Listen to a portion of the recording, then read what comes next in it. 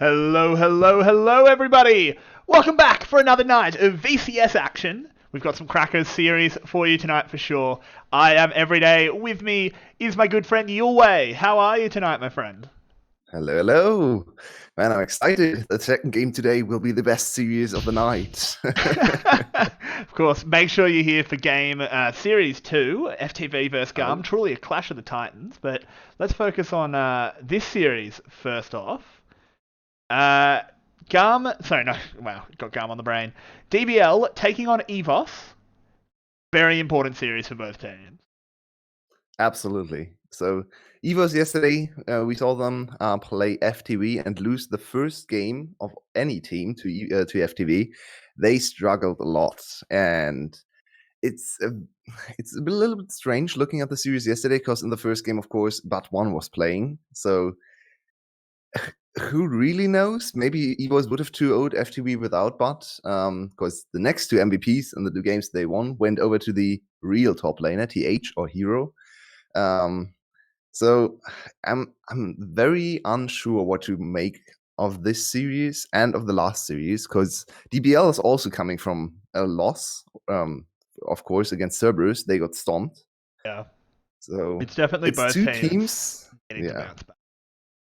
Two teams who want to bounce back, and also two teams who are fighting for the playoff spots. Maybe the third, maybe the fourth position. It's a fierce competition, and you can't really slip up anywhere. Good for EVOS that they didn't give up the series to FTV, because that would have been the first nail in their playoff coffin. It would have been a very heavy nail as well. Losing to Yeah. FTV when you're pretty much certain that almost no one else will, at least those in the playoff contention, is very, very bad. But they did stabilize, They and won. Yeah. despite losing that first map, I think one very positive effect is that Hero must be feeling great. Absolutely. And he played great. Yeah. But there's also a very negative thing from yesterday, and that for me is the jungle priority. Because if you remember back to our talk, we talked a little bit more in detail about the series in the podcast episode. If you want to listen to that between series, go ahead. Should. It's good fun. You should. And yeah, we talked about the 10.3 changes and how this could swing the matchup between EVOS and DBL, because the junglers are very different junglers, right? You have on one side you have Meliodas, who's a very tank and gank focused jungler, while Zorn is more of the how do you say, farming jungler, pathing jungler, Harry something in Jungle. that matter, carry jungler, you could say as well. But yesterday we saw him pick Lee Sin 3 times, and he only looked good in one of the games. So I personally changed my prediction for the series. I thought Zorn would be the deciding factor that tips the scales in favor of EVOS, and they would win 2-1. But now, after seeing this EVOS series and them heavily prioritizing Lee Sin over things like Karthus, like Nidalee, we actually saw Nidalee in LEC yesterday. So, And OPL. It's a yeah. real league. Croc went huge. Sorry, I can't follow OPL. It's in the middle of the night for me, so unfortunately, not able to follow that. But yeah, so that's why I now side with DBL, and I think it will be a very close series in my opinion. And who really knows, right? Yeah, absolutely. It's definitely very hard to call. And as you mentioned, it's very important because whoever wins this one is looking much, much more likely to clinch a playoff spot. We sort of have the mix of Cerberus, EVOS, and DBL. And Secret, I think Secret's a little bit higher, but they're definitely still in that mess, all competing for 2 playoff spots, and getting wins over each other in that scrum is super, super important. And I agree with you that Sorn, yesterday at least, didn't bring out junglers that I would have thought he'd like to play on the patch, and that was disappointing because he's Not even he's that. never getting the Jarvan. Yeah, probably not. But not even his just the picks. Also, his play was way worse than the first 3 weeks. He was a contender for MVP so far. He's sitting on 3 MVP points in our stream. So he was the outstanding player for a struggling EVOS team. Yesterday, not so much. And I think they need him to be on top form to beat DBL today. If you look at the carry matchups, Null Vicoro for DBL and then Parquet Divkit on the other side, especially looking at Parquet. I think Divkit Bikoro is almost a wash, maybe a little bit more. There's a lot more experience for Bikoro, but Divkit has played some good games as well. So I think ADC position should be fine. But Parquet against Null, that's a big mismatch. Parquet struggling more and more. The more we see, the more footage we see, the more he's seeming to struggle. So, and Null on the other side, a very strong player so far. That can be the deciding matchup. Yeah, that is, very much possible. See, what ends up happening? What champions do you think is going to be super important going into this? Obviously, if Sorn gets his J4, I think that's a huge mistake by DBL. Just ban that. He's looked so good on the Jarvan. Just take it out. Yeah. So what else do we really think could be? Top lane, I think, is a very interesting discussion here because Pan is in, and Pan so far has played 3 games, 2 of which were on and 1 on Akali. So Akali is punning. Yeah, I mean he's 2-1 so far. He's had a good split, good on games, and I'm not sure what his champion pool is looking like. Will look like this series. So if he goes back to the on, because Akali is pretty much out of the picture, right? You could try to counter that again with TH's Vladimir. He looked very, very strong on Vladimir, and Vladimir has a free lane into on. One of the few matchups where you can actually late outscale the on in teamfights. I think 2-item power spec is still very much in favor of on, but the later it goes, the better for the Vladimir. So that's an option for TH. He individually outscales the Ornn. I think the scaling overall is actually kind of even between the two champions because Ornn scales his team.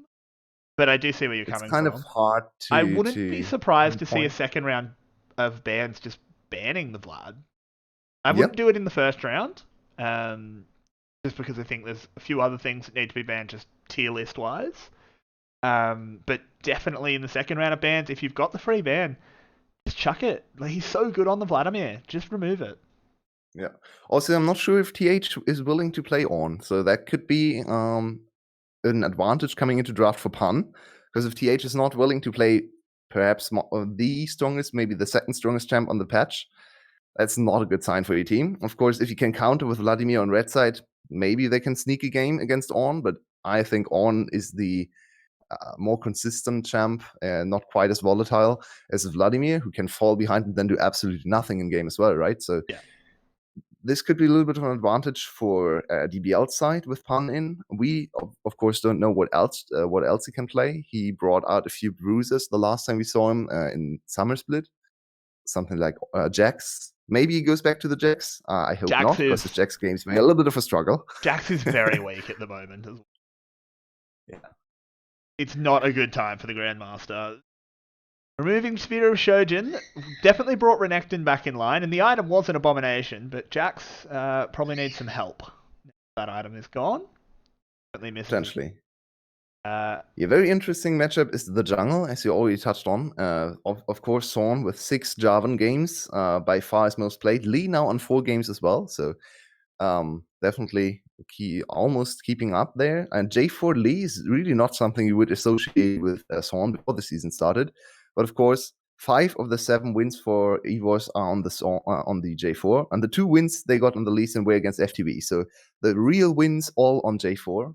And I think he needs to branch out, look for other champs as well, because Lee yesterday, as we talked about already, did not look too impressive. On the other side, Meliodas, here we are, into champ select. There we go. Feel free to continue. Meliodas is not starting. That is very interesting. Very interesting. DK is in.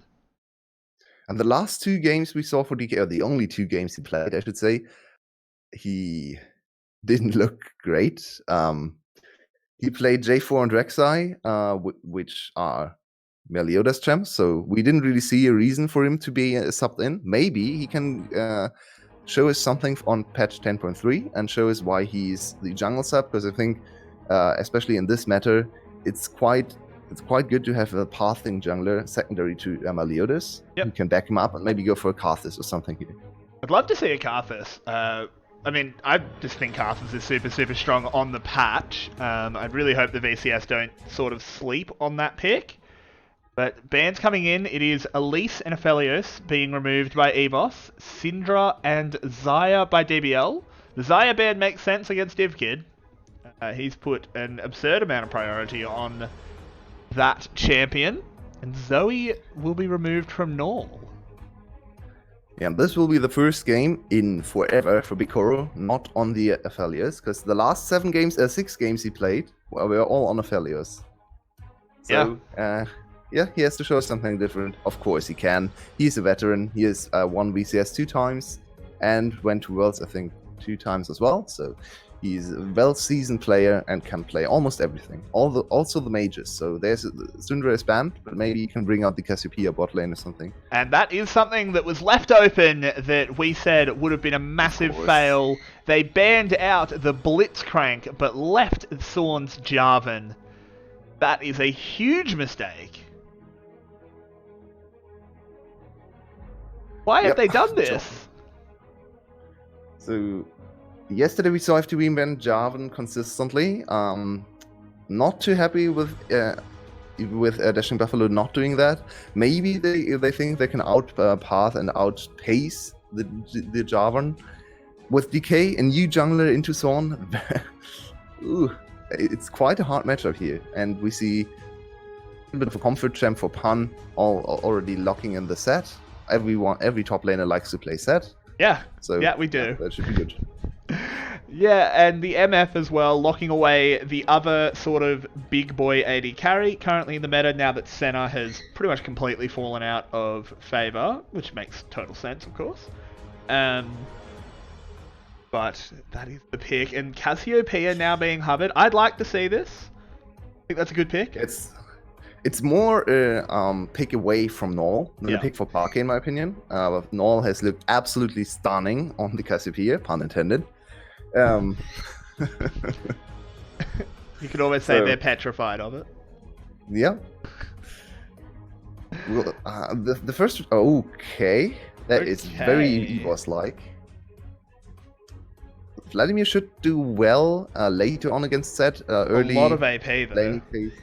Yeah, it's true. It's double AP solo lanes, so they need a heavy hitting AD carry. Aphelios is banned, so maybe go back to something like... looking at the composition, they would like a backline carry that can be immobile. Something like the Jinx comes to mind if they want to play that. DivKid, let's look at his champs. Could also go for Ashe, potentially. Yeah, would not be a big fan of Varus. I wouldn't mind seeing Ashe. I'd love to see Ashe, in fact. As Leona will be picked up as well. Braum being banned out makes a lot of sense when you have picked the Leona. EVOS had the chance to counterpick it. Not 100% sure you had to pick Vlad there. I guess they were playing around the second round bans. This is very much a comfort pick right now. TH is definitely feeling the blood. He has had great performances, most played champ also in this season, and he carried his team to victory yesterday. I think he just wanted to see the enemy top lane, and if the blood was playable, he wanted to secure it as soon as possible, which he did. They could still flex the set and try to counter the Vladimir in the top lane. That's true. I don't think there are too many meta champs, though, that can counter Vladimir top lane right now. Traditionally, his hardest matchups traditionally had were something like Riven and Darius.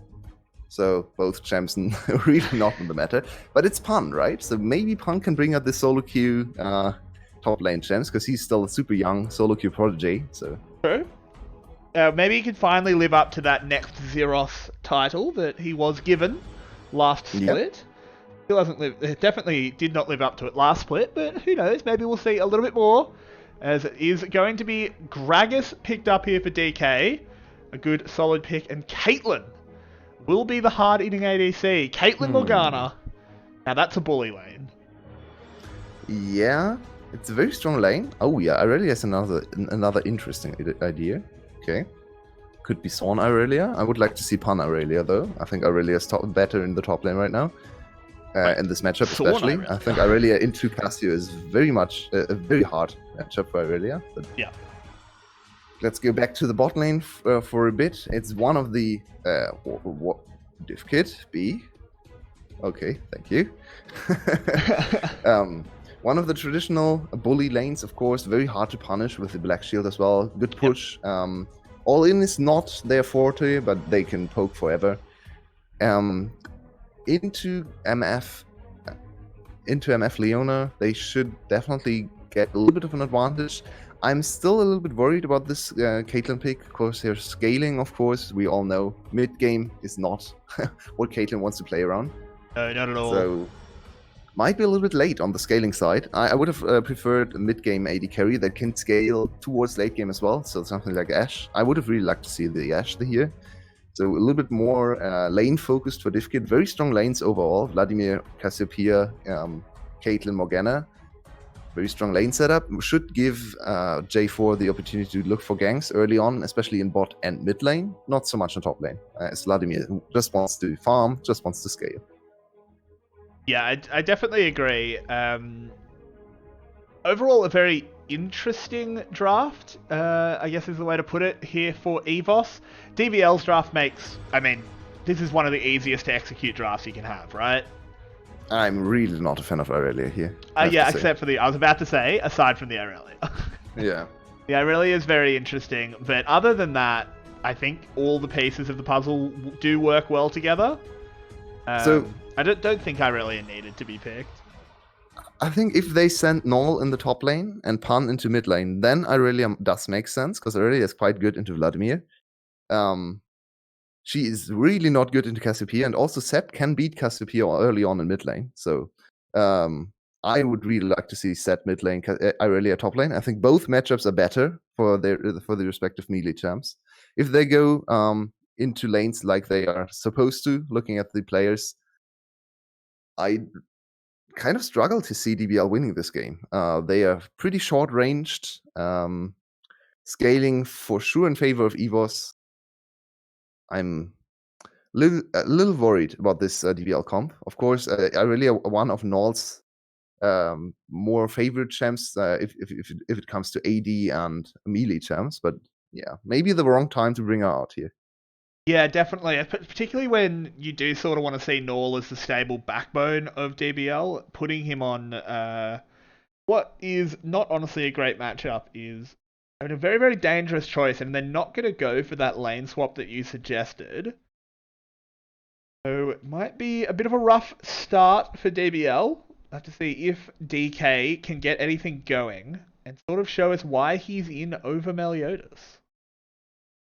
Yeah, and it's really hard to see win conditions for DBL here. They can't win bot lane 2v2. It's just not possible in this matchup. Mid lane, in theory, should be unwinnable, but they kind of have to. It's their best player, Null, and he needs to accelerate the Aurelia as well, because if she's even in mid game against Cassiopeia, she just can't teamfight against her. So you need to play through mid lane, but it's not easy. One saving grace for them is it's Parquet they're facing, and Parquet has had a horrible split so far. So maybe they can abuse Parquet's player weaknesses, not so much the champion being weak. So, yeah, that's. That is probably going to be the hope. I do really question why they didn't go for a swap. They've kind of decided that we could have two favourable matchups, but instead we've decided to go for two unfavourable ones. By putting Set into Vladimir. Though Set into Vlad, he'll be okay early, but about level 5, level 6-ish, there's a lot of trouble for Set, to say the least. Yeah. And he's already looking. It won't get any better. The matchup won't get better. And even in early game, he can't really do anything. He can't get access to face rush Vladimir. So, yeah, I'm really not in love with set top lane. If you see the counter pick Vladimir, I think you kind of need to pivot and go for mid lane flex. So flexing the set into the mid lane. If your player can't do it, like if Null can't play the set, just put Pan in the mid lane. Like these lanes will not get better just by putting the correct player in the lanes, because the matchups are just bad, especially in top lane. I think mid lane, Aurelia can probably just farm early on. She has almost no kill pressure on the Cassiopeia. she has Ignite to no combat summoner on Parker's side, so maybe level 6, instant all-in, and Parker is still level 5. There's a little kill pressure, but yeah, overall, Cassiopeia should be safe.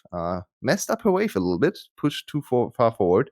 Now is in Do have risk the of getting gank. ganked. DK coming in. This is a Vladimir, Spotted on the ward, though. Quite difficult to get this one done. Oh, they will just throw you missed the the barrel. Oof. Overall, not what we wanted to see. Yeah, it's very hard to get the kill here.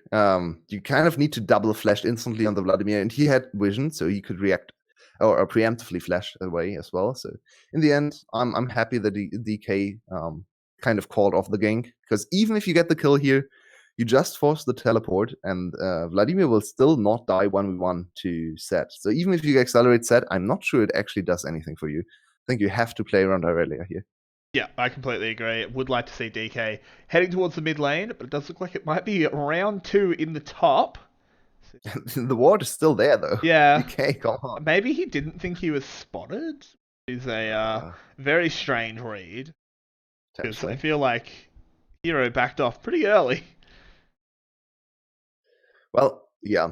Got his not recall. The most efficient pathing for DK in the early game. He really wanted that first gank to accelerate his Gragas, to accelerate this set as well. Not happening. And Zorn is very happy to just farm. Already 2 camps ahead if he once he finishes this one. So far, no early gank from Zorn, and he doesn't need to early gank, even though we've seen him pop off on the J4 and accelerate games to where EVOS can just run away with the game. This time, he doesn't need to. Look at the lanes. He just wants to scale. He has 2 scaling mages in his solo lanes, and Caitlyn Morgana will win lane anyway. So, yeah. Yep. Just farm the jungle. Yeah, pretty much all he needs to do, I think, is float around the bot side when the Caitlyn Morgana do start pushing, just to make sure that there is no available play for DK.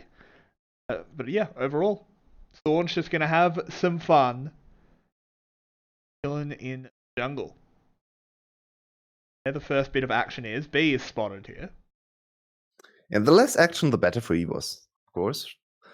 So we might just see a very LCK style game, very low action, very low kill count as well, because yeah, EVOS really doesn't need to look for kills. And if you look at the gold totals, already 500 gold ahead just through laning, the most of which actually comes from the jungle matchup. So I was telling a little bit of a lie there, but it's still just a laning or a laning phase advantage without any action. So now, yeah, Pan can look for trades, but does it matter? It's Vladimir. Stick. Yeah, really doesn't stick here.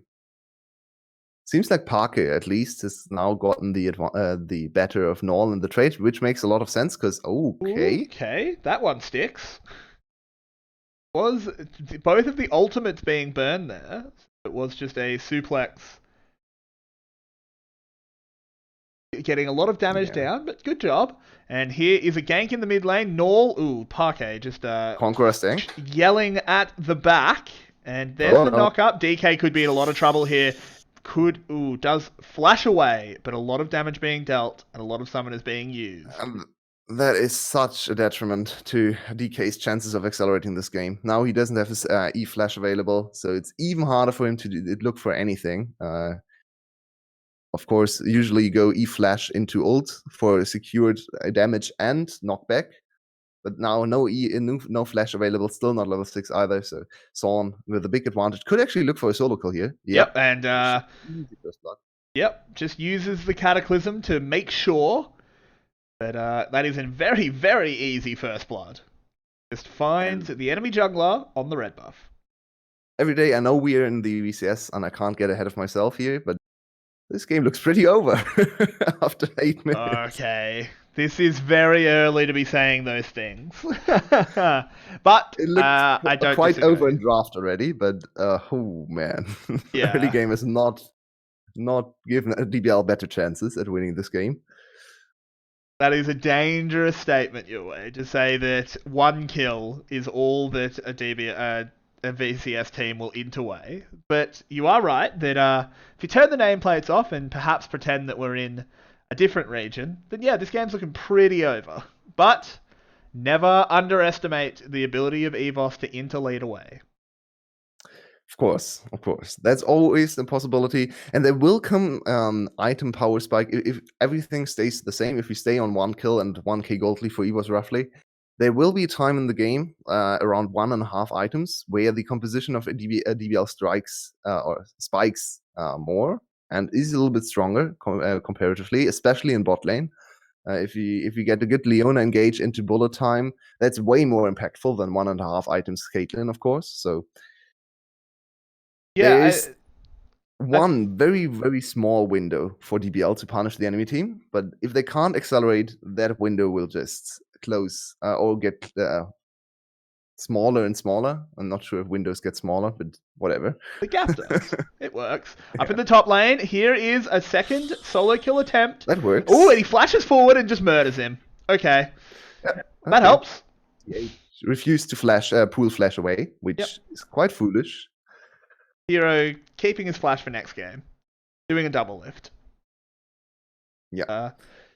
And this is something we've seen for Hero as well. This, by the way, is by far... okay, Park in danger. Yo, Parquet in a lot of danger. If the flawless duet lands, and it does, the Leona alters well. Okay. What?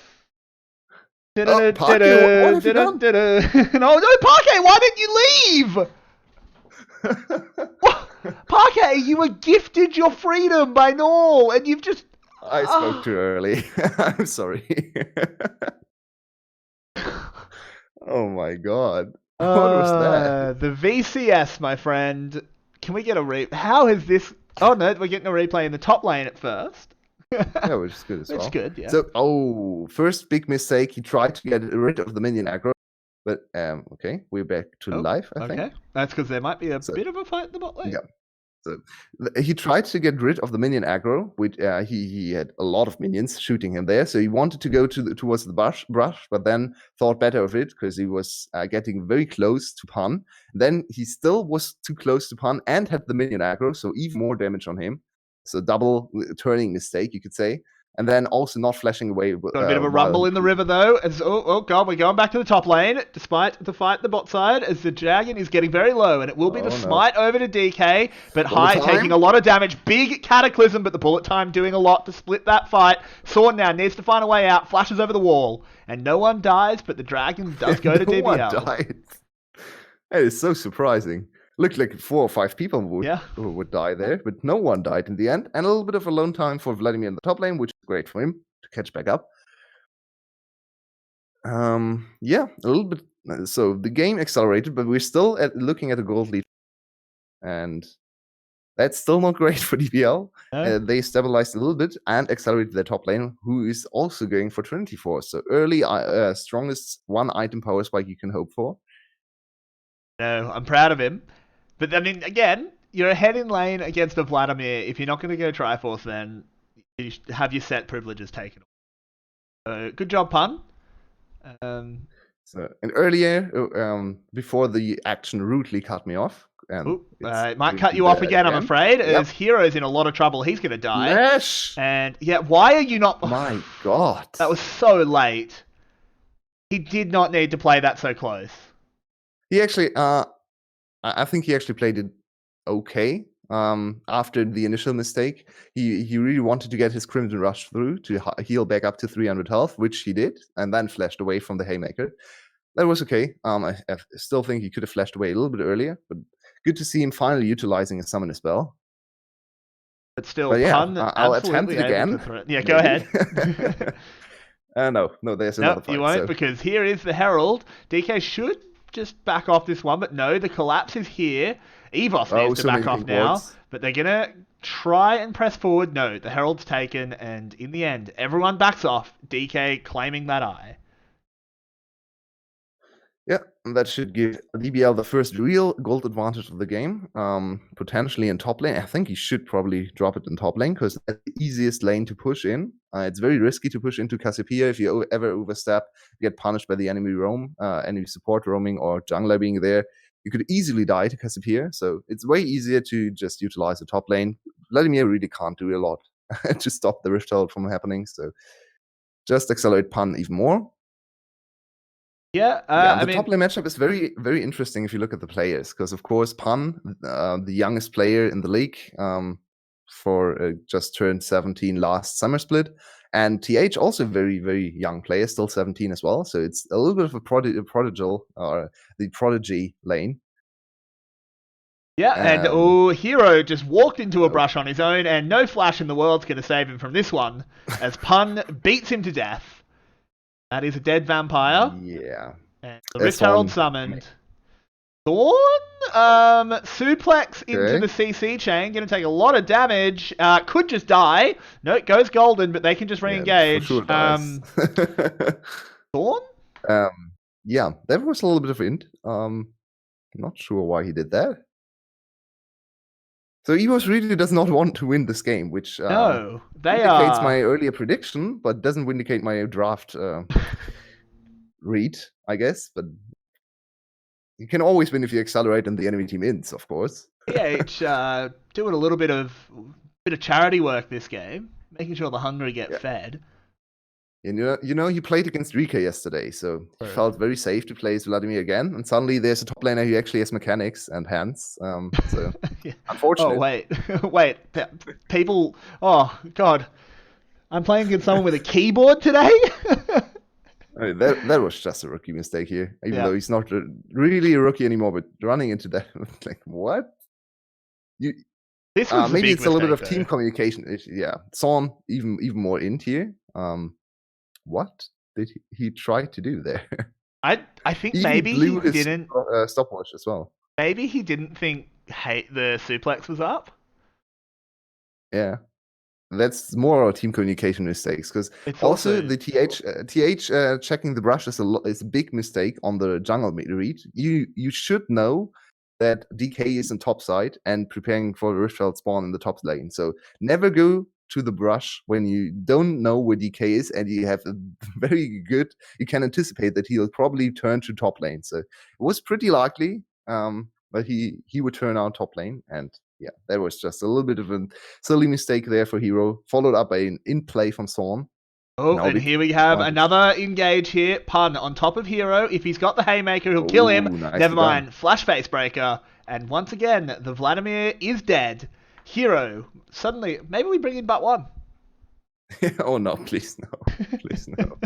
Because this is looking bad for EVOS. And Div Kid now being caught. Good dodge. And now High might be in trouble. Has to flash to try and get the CC. But the Black Shield will stop the play. We've now got a 3v3. Rumble in the bot lane. This should be the easy kill onto High. And then they will back off. They took their prize. Traded for an in-hit tower. Well, I think this is the first game of the Pun we were promised. The new Zeros, the solo queue got. This is it. He's solo killing people left and right. And 4-0, challenging Kiaya for best set performance. Let's see him do it against good players. Heroes had a bad game. Heroes had a clanger of a game. That is very true. But still, a very impressive performance by Pun, no doubt. Hero is the quintessential coin flip player. Also, if you look back to the last split, as we see this solo kill again, Crimson Rush, nicely done from Pan. He actually baited Hero in with the Crimson Rush and then used the E and another Trinity. Of course, he procced the Trinity with the E to get the extra damage, and that was enough to kill TH on the spot, even though he didn't get the stun. So yeah, Triforce, it's a pretty good item. That maybe more people should build it. So now the onus is on DBL to close up the game. Of course, EVOS wanted to play a little bit more closer and wanted to scale a little bit more safely in lanes, but they still have the huge scaling advantage. So it's still on DBL to continue the Dragon Snowball and close out this game. We will have a Mountain Soul, which I think Cloud Soul would have been a little bit better, especially for the two melee champs, but Mountain Soul actually not too bad either for a little bit of the bruiser type champion, because you build a little bit of resistances and get 12% more out of the resistances, which makes one tank item way stronger. Yeah, two tank items, it doesn't really matter too much, but on one tank item, it's a big difference. Which I think will actually be pretty good, because Pun will be going towards that Spirit Visage. Could potentially free him up to go a Titanic Hydra or something if he really wanted to. Don't think he needs to. Oh, Regardless, as he's trade. going to kill Hero Trade again. is Never mind. We'll yeah. back off. Hero needs help. But now he has to be a little bit careful. There's the argument between knocking down the inhibitor before 20 minutes and not doing that. And I think it's almost always better to not get the inhibitor, especially if it's top lane inhibitor. Bot lane, you could make an argument, especially at 18 minutes, to say, okay, 2 minutes will be, we will lose farm and experience because the super minion wave, of course, always pushes in. Sword, but afterwards, yeah, I think he's too far away. Afterwards, you of course apply a lot of map pressure and set up the Baron. But for top lane inhibitor, that doesn't really apply. So I think it's a better call to let the lane push out again and look for solo kills. Because if you knock over the inhibitor now, you will never get close to TH again. Very, very true. That lane would just be pushing in very, very better. What did I just say? No, I just, oh my god, my brain just disconnected from my mouth. I don't even know what I was trying to say. It's fine. Jesus. It's fine. TH's brain has not connected either, so you're not alone. I'm so sorry, everyone. But yeah, definitely don't want to get a situation where TH could potentially farm himself back into the game. Oh, Yeah. and now he actually. Oh, the lane is actually pushing into DBL now. So even riskier for EVOS to overextend. And we saw Parke immediately having to leave the lane and can't farm. He's still pretty much keeping pace with the enemy mid laner in terms of farm. But top lane, of course, is a big struggle. Vladimir actually on 100, almost 150 CS, a little bit surprising. So at least his farm's looking okay. Not super great, but okay. Has gotten the first item Zhonya's. That's a bit of a feels bad. Trying to make sure that Pun can't murder him. Could be a potential little 2v1 if they want it, but decide that is a bit of a scary set. Probably not the best idea ever. So right now, there's not a whole lot for DBL to do. It's too risky to force dives or big plays on the enemy champs that is still very good defensively. We have, of course, Cassiopeia, super strong defensive team fighter. We have Caitlyn with barrier, flash, and heal from her support available, so very hard to catch. And Black Shield, of course, as well. So it's probably better for DBL to just play lanes. Yeah, this is still a problem, but yeah, and then wait for the dragons to spawn and instantly kill the dragon to get to soul point as quickly as possible. And they're setting up vision, so it's good to see DBL reading the map well and knowing what to do to accelerate this game even more. Yeah, absolutely. We will have, I think, a little bit of a slower period of play, as I do think DBL also recognizes that, yep, we'll just play around the dragons. If EVOS forces a fight, we can win it and take Baron, and then play off of that. But there's no reason for DBL to potentially force around else. It will be them going to Soul Point. No way EVOS can test this, though. They are pinging Baron. They have a very quick Baron, of course, with Cassiopeia. No, and also Caitlyn right now is not useful against Baron. No attack speed, still no AD. So a little bit too early. And the next dragon might still be too early, actually, especially with TH being. Yeah, I think 5 minutes is not enough for TH to get back to parity in terms of items. He's probably never getting back to item parity compared to Pan, honestly. But yeah, I think Cassiopeia, especially with this very inefficient, there's a particular item that is not super great to see, but yeah, she's not looking at a lot of Baron damage. She could have gone for the Savant build and built Leandra Storm. If you've just come from LCK, don't worry, it's the same broadcast. Of course. The teams are just better. Better, right? We're better? Yeah. Yep. Totally. Of course. We'll bitch about Morello Nomicon just as much. Yeah, that's a very interesting decision, to say the least. But regardless, that Cassiopeia will still be very, very important for EVOS to potentially find where they're going and how they can navigate the team fight. As Pun has just done. Okay, Pun, we get it. You're winning the lane. Yeah, I mean, Trinity Force set can knock down turrets very quickly, of course, with the double, or okay, he doesn't have the Hydra, so it's only one auto attack reset, right? But yeah, double hit, basically. So you have 4 very quick attacks in succession. I'm sure you can elaborate even more. But What is it's there to a very good elaborate? pushing, You it's get very 4 good pushing hits. power. I appreciate you trying to like give me the opportunity to look smart, but yeah, set go punch punch, then punch punch. Tower go down quick. And then potentially punch again if you have Hydra. So No, it's only one with Hydra. You only get the first hit. oh, okay, interesting. But if you go Titanic Hydra, you get another punch, Yes. Yeah. right? Yeah. Which, okay. That. He punch. So yeah, it's the VCS lull state. I'm not sure if we should invent a term because it's basically only DBL. Yeah, you could say VCS it's a DBL lull. state. There's only one L on the end. The lull state. Yeah, the lull state. As in the bot lane, we do have another thing to laugh at as Hero is getting slapped around, but actually trades back pretty well. Div Kid's arrived now. Pun is in a lot of trouble. Hero, flashing forward. Can Pun finish this off in time? No! The stopwatch will last just enough time. Yep. And once again, we can see Hero's tendencies to go a little bit over-aggressive, a little bit overzealous as well. Why did he flash there? Not necessary. So random. Okay. They get 1 kill back on Pun. Pun needs to be a little bit more careful. Of course, this is a little bit of a difficult spot to be in right now for DBL. They don't have the pressure to force team fights, or they can't. They can win team fights, but it's very hard for them to start team fights right now. Nice bullet time to clear the wave. Good to see. Preventing the enemy team to collect more standing golds, as we get to see this replay of exquisite top lane skill. Yep, this is truly a supreme display of talent, despite Kiana not being in the game. Just leave, Hero.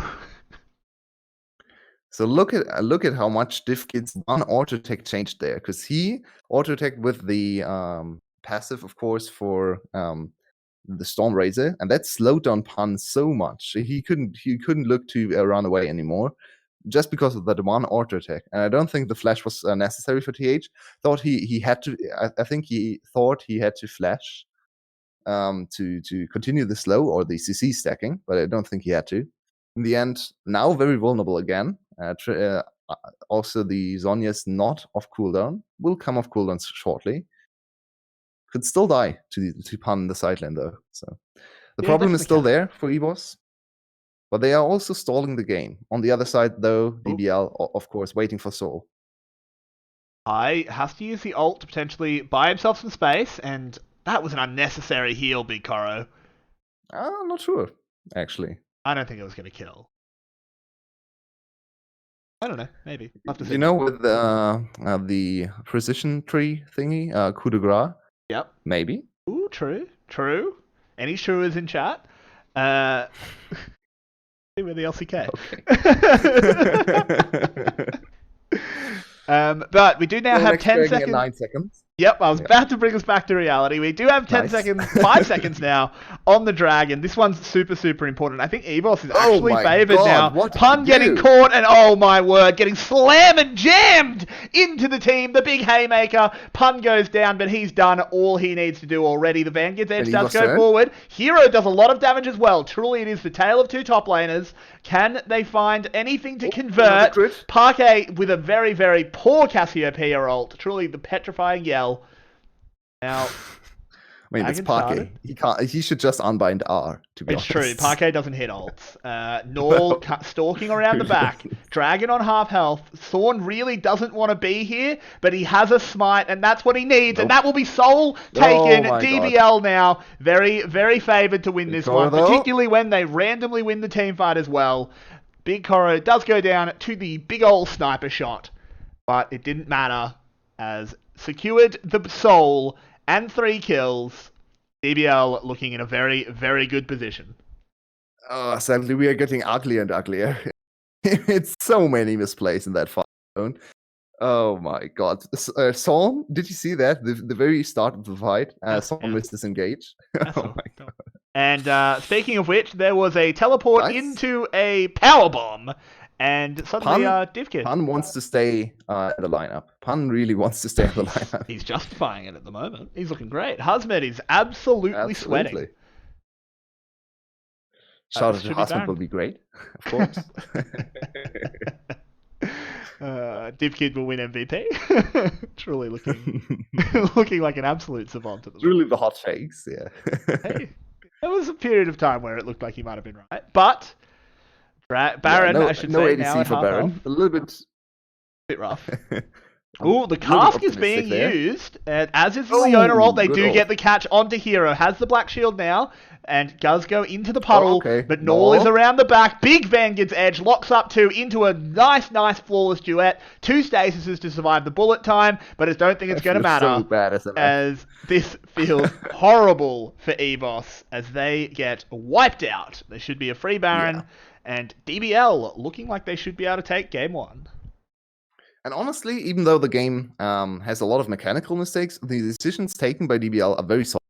Very slow, of course, and you might be a little bit annoyed by how they approach this game, but it's good. They waited for Soul, they knew they had the Baron's Dragon Snowball, they played through EVOS is going for the Hail Mary. I don't know how well this is going to go, because they're going to get power bombed out. Pun flashes over the wall because he's not on too much health. Div Kid will probably be able to clean this up, but I don't know how much it's going to matter with everything going wrong for his team, and he can't even get the kill. Pun does have some fun and kills the enemy AD carry as his team wins the fight, as his team gets Baron, and yeah, EVOS. Yeah, just to get back to my point about DBL's decision making, I think it's very solid. Just a pretty slow approach to the game, not very VCS-like. We've seen that trend before for DBL, and it's good to see at least one team playing a little bit more of the controlled style. Of course, if the whole league is controlled style, you might want to turn into another league, like our league. But one team is good enough, and they waited for the Soul, and then went for as soon as they got the Soul, they knew they had the team fight advantage right now, so they immediately pressed for fights, and now snowballed it into Baron, and this is now almost 6K, more than 6K gold lead, so should be enough to close out this game easily. Also, of course, in 3 minutes, the Elder Dragon will spawn. They will still be in a better spot when Elder Dragon spawns, so that's very easy path. I want to present to you I understand, look, what you've outlined is how a professional game of League of Legends should be played out. Truly, your analysis is correct. But we're in the VCS. When that Elder Dragon spawns, it could get stolen Yulwei. Someone could do something this match. True. We could see an Elder Dragon steal. So DBL probably only about 50% to win this game, because it's going to come down to a 50-50 smite, let's be totally real. Let's hope not. I don't think DBL so. so far is solid. So DBL. Let's hope they go for a fight and force the enemy off the Elder Dragon. But of course, it's still possible. Also, I have to kind of commend TH's defensive Vlad play after he got dragged in lane, because he has gotten a lot of CS. He's actually ahead in CS by 30. A lot of gold, a lot of experience. He's level 16 as well, so at least he knows how to play from behind. Now he just needs to learn how to flash and lane. Yeah, absolutely. Pun in a bit of trouble here. There is a lot of men coming in for the side of EVOS, trying to find the set. Can they find anything? Oh my word! Div Kid exploding under the big man's fists. And he's still alive! Pun is just trucking through it, absolutely swinging. Takes so long to go down that it's going to cost them 2 inhibs. Can we give 2 MVPs for one game? What? What has happened?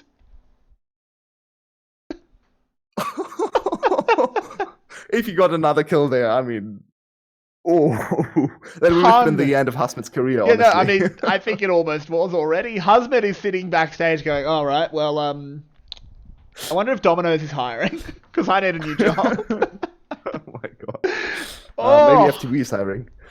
Yeah, I mean, FTV, please. But this will be game 1. Potentially. It might have one last-ditch fight. No. Hero decides to add a last one into the second category, but DBL picking up game 1, and they looked really, really good, despite the fact that, they caught some throws, but they still looked good on their own as well. Yeah, EVOS looked rough though, especially TH, of course. Please still don't sub in bot 1. We all know TH had a bad game, but bot 1 is worse. So that was a good game for bot 1. Refrain from doing that. Yeah, potentially. So Pun absolutely murdering everyone. What an absolute highlight reel for Set. And that is what we all wanted to see when Set was released, right? We didn't want to see those Deadman Plate first item sets doing nothing, maybe throwing one person in the team fight towards the other side of the team fight and then dying instantly. That's not exciting. This is what Set has to feel like. Exactly. We wanted the big man on campus. Solo kill, almost 2 kills. Oh exactly. God. That's what we wanted. We do have to answer the question of MVP for game 1. I know where my vote is. Pun. Pun. Yeah, absolutely. For sure. This would be the one most. Yeah, one of the most one-sided MVP discussions we've ever had. Yep. What was that? I think we have an exclamation mark pun now for the Discord. Yeah, I think we do. Someone, mods, please do get that clip, bang it in the Discord. Speaking of the Discord, if you scroll down below the stream, come join our community. We have a great time. We some very smart people in there, much smarter than me. And I mean, that's not hard. But regardless, game 1 is in the books. Game 1's in the books, and it is. Can EVOS bounce back? Hero had an uncharacteristically bad game. I don't think that happens again. Yeah, there's one big problem with this first game, and that is DBL now thinks the draft was good, which it was not. So, kind of hope they get punished for another draft like this, but it seems like DBL is the better team on the day. They won with a pretty big handicap. Of course, their top lane is stomping the enemy top lane is quite a nice little tick in their direction. So maybe that happens again. Maybe Hero refrains from going Vladimir again after getting stomped now. So a lot of questions for the next game. I think DBL is now firmly the favorite for the whole series. And I'd say probably the favorite to go 2-0 here. There's a chance for EVOS to fight back. EVOS is the quintessential 1-2 team. They always go 1-2 against better opponents, but sure. However, we will have to see what they can do in game 2. We've got about 7.5, 8 minutes until we will be back. So, once again, I've been Everyday. With me has been Yulwei. See if we can have a bit more of an exciting, at least, first half of a match, because the second half was pretty fun, as DBL looks to close out the series against EVOS. See you guys in just a little bit. Just very before we quick, go ahead. Yeah, thank you for the 2 subscribers I've seen. Thank you. If you want to assist, if you want to support us, there are multiple different ways to do so. Of course, you can subscribe to the stream to earn the great emotes, and there will be more emotes coming if we get to 25 points, which, so go ahead and subscribe, of course. And you can donate or Patreon as well if you liked what you heard. So thank you for supporting us, and we are, of course, very glad to be casting VCS. Absolutely, we do really appreciate that. It means a lot, guys. But yeah, we'll see you in just a few minutes. Grab yourself a coffee, go to the bathroom, everything you need to do, and make sure you're back here for game 2 of a very exciting series.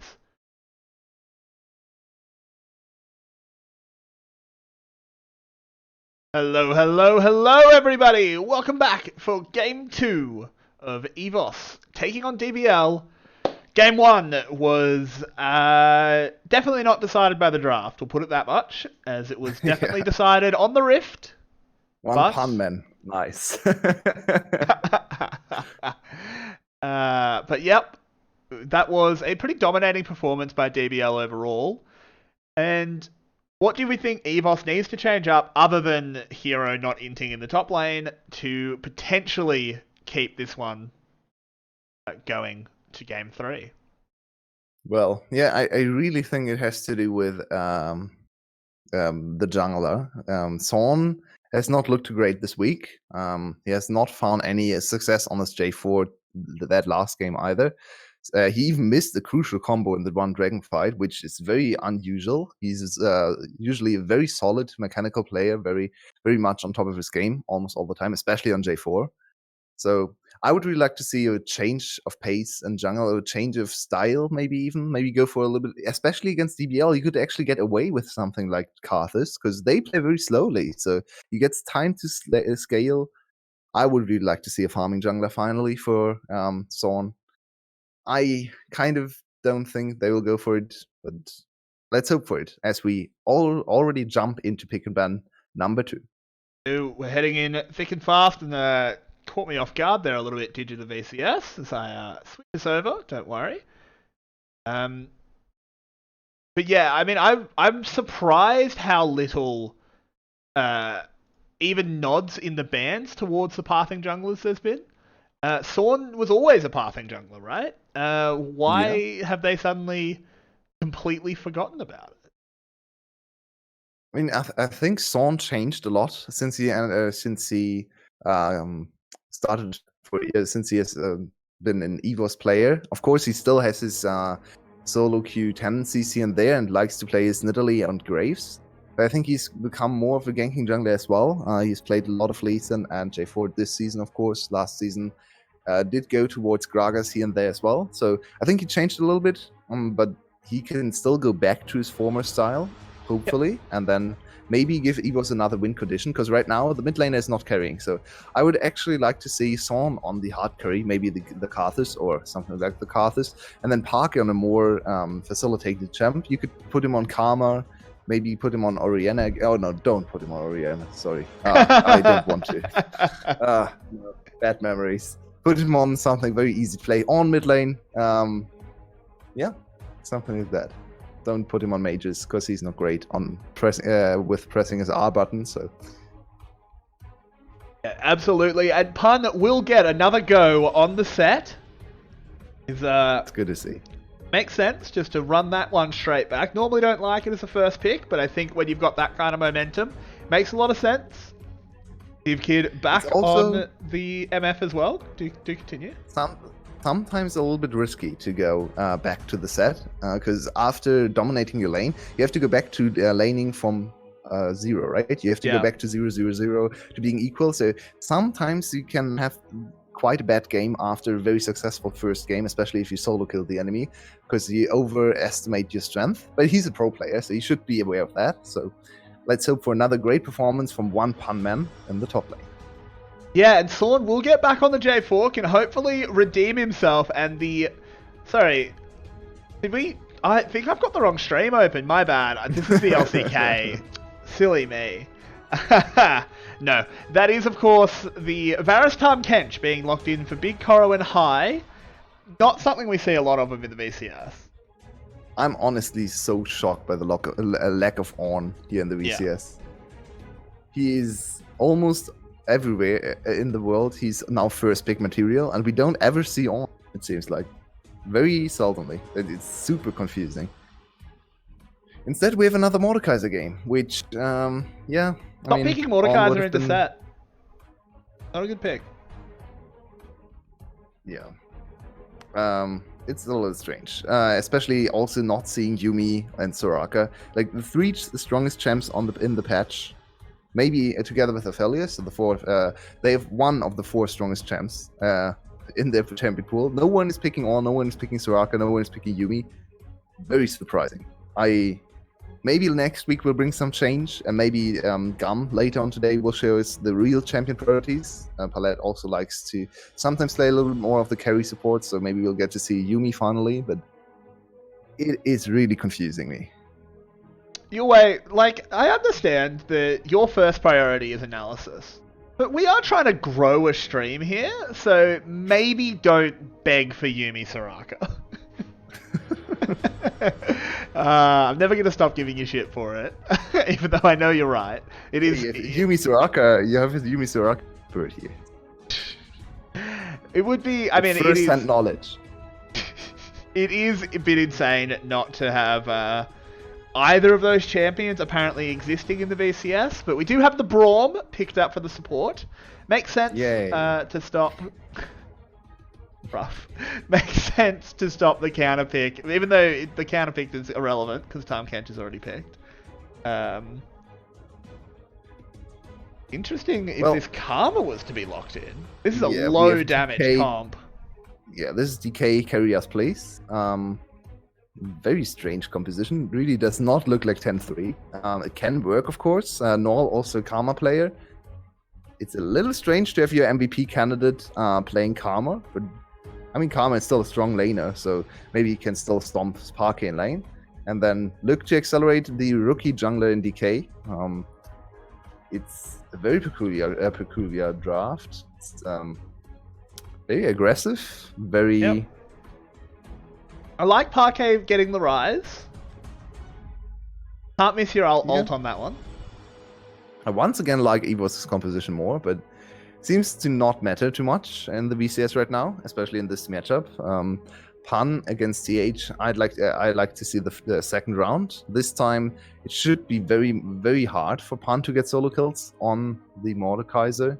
Yeah, it's pretty hard to solo kill Mord, to say the least. Not many champions can do it, but it is Null on Karma. That is a strange decision. Yeah, as I said, they've played it before.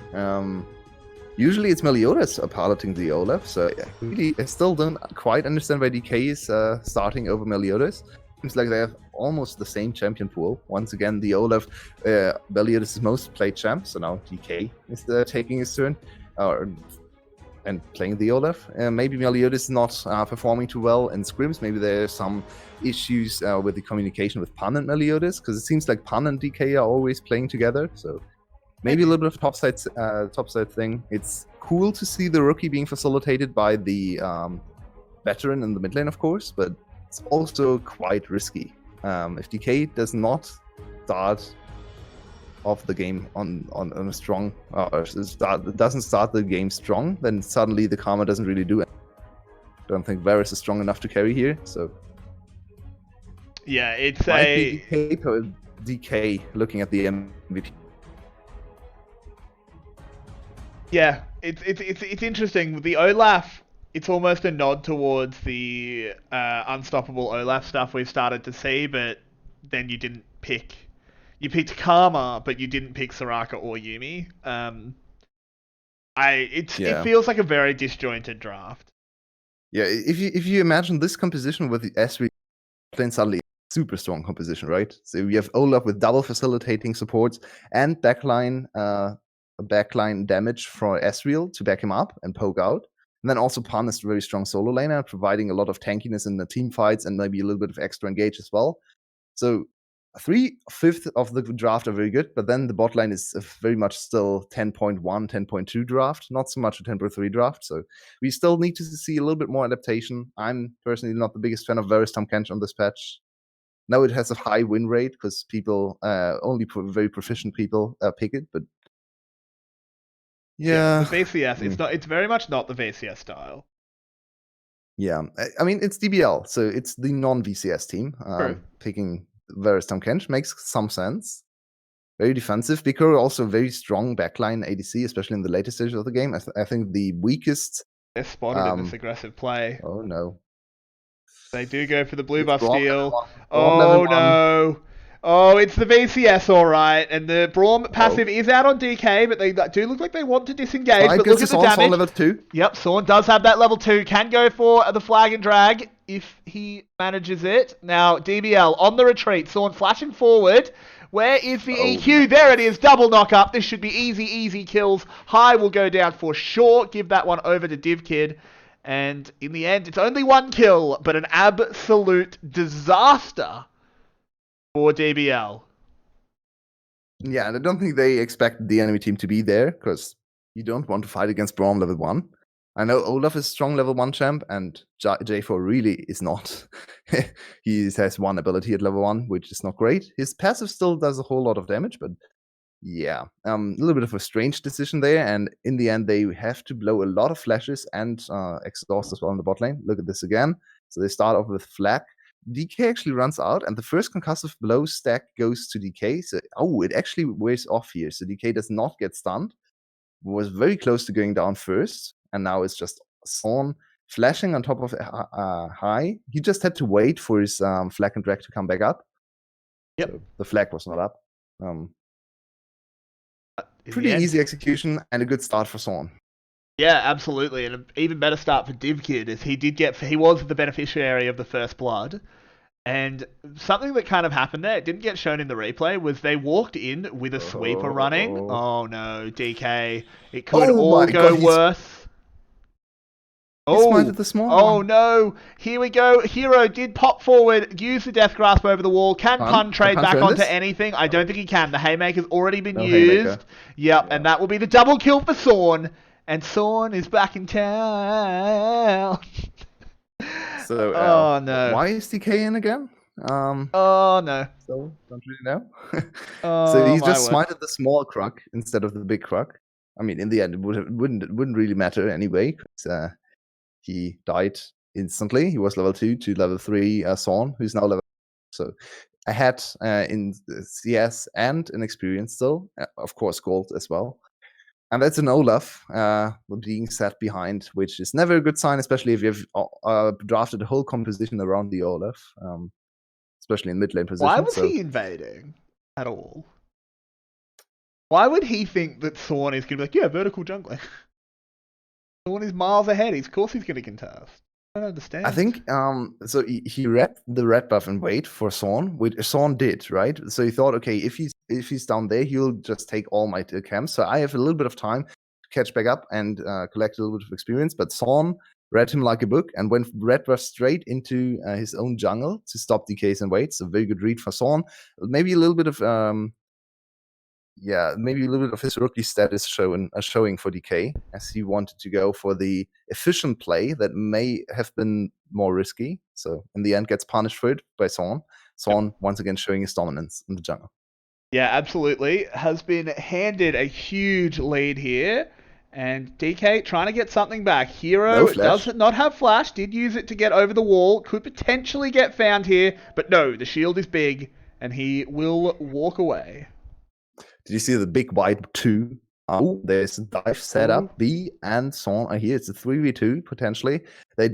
Seems like they don't want to push in the wave, so there we go. Here's the slow from the Make It Rain. This is Tahm Kench being focused as they should, and down he goes. The Kench has been benched. Yeah, that is the second kill. Good target calling. Of course, you want to focus the Tahm Kench. He said there's no reason to focus Picoro here, and in the end, another kill to Zorn, who now also get the first dragon of the game. So, such a different start for EVOS. Suddenly, they look like a good early game team, which usually they are not. They actually lost early games against FTV yesterday. But if Zorn can pop off, of course, you can go off to a great start. Yeah, absolutely. This is definitely about as disastrous as it gets for DBL in the early game. 2k gold down at 6 minutes. Rough. So one shining light, of course, for DBL is still Pun's laning phase. He's 20 CS up on his opponent, TH, even though he got picked on and lost his life very early on in the game. Seems like he definitely is a strong laner, at least today, and is smashing TH in lane, who is, in his own right, quite a strong laner sometimes. So good to see Pun, even though maybe this game will go over to EVOS. It's still a very good showing for Pun in the top lane. Yeah, absolutely. Looking very much like he's going to prove why he should be starting over Husmet. That's very good for Pun, for sure. Looks like he is going to make me into a very sad everyday with his build, though. Yep. He had one game of Trinity, and then he remembered he's a pro player, so to rush the Black Cleaver, of course. I mean, to be fair, his team needs something earlier because he doesn't have time to get Triforce. EVOS is already playing like it's 20 minutes with the ridiculous lead that they have. 3-0 on the Jarvan, 2 assists for Mordekaiser, a kill for the MF, who is now a long sword on Varus to a BF sword on the MF. But we have to praise DK a little bit as well, because DK, even though his early invades really didn't pay off and he got read by Zorn, he is now kept up with Zorn and is actually ahead in creeps. Will get to level 6 soon. So in terms of farming, at least, DK knows what he's doing. Yep, Pun, Um, I don't really like how he played that one. Constantly stepping back into the passive. Hero just waiting for the Obliterate to be up, but doesn't quite have the damage, so Death Realm will be used for nothing in the end. very anticlimactic. Yeah. So no solo kill redemption for T. After he got solo killed multiple times in the first game, he really wanted that solo kill for his ego. Sadly, not quite able to lock it down, but back even in CS, and now Pun. Oh, I thought Pun would teleport DK back is to lane. here. As they are going to go for this one. There is no Death Realm. This should be a pretty easy kill. Oh, DK. Ooh. Where's Meliodas? He broke his nose. Yeah. Really don't understand why Meliodas is not playing today. should definitely be in. I mean, maybe they've After just this been game, hopefully. maybe they've been scrimming Pun and DK as a pair. Yeah. So they want to keep Pun in, and that means they have to keep DK in. But oof, that's not fun. Yeah, and I don't really see why. Pun seems like a player that you don't have to play around all the time either. He's just a good laner, so just put Meliodas in. He knows how to gank top lane as well. Yeah, there seems to be a little bit of communication issues maybe with Pun and Meliodas, but DK so far is not really cutting it. He's struggling a lot this game and costs DBL a lot in the early game as well. Yeah, this is... I'd love to see Meliodas in. Pun and Meliodas, but here comes the fight in the bot lane. Teleport's being used. Bullet time comes out, but Big Koro is safe. Div Kid flashes away, but there's still so many people here. The suplex comes in. The face breaker gets them both. And Pun gets a double kill. Yeah, they gave those kills over deliberately. They could have at least given one kill to Big Koro. They wanted Pun to have both kills, maybe to accelerate the top lane matchup. Sadly now, I mean, with 2 kills, you kind of want to go Trinity Force, right? So, yep. Is there another item you can build afterwards with Kindle Gem? Probably not, right? So he kind of has to go DK Black Cleaver now. Kind of chilling in this bush. Could be in some trouble here. There's potential to dive him, but I think they'll just settle. Pun's here. Pun is here, Never mind. Yep. Disengage. Take the tower plates. Happy times. And even though DBL got the big kill in the bot lane, they're still 2k gold down, so they need to look for more of those plays. DK also didn't get anything there, and he's the player they kind of need to play around.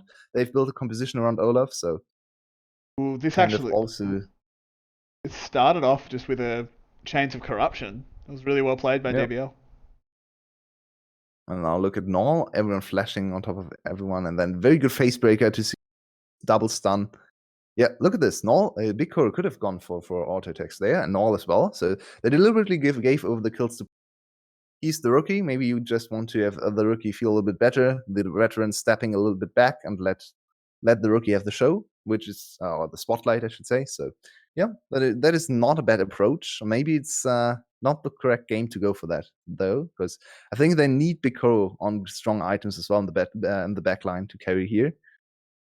Yeah, I agree with that, particularly with the lean towards going Black Cleaver early. Set doesn't need gold if he's going a Black Cleaver build. He's just going to be Black Cleaver into full tank into uselessness.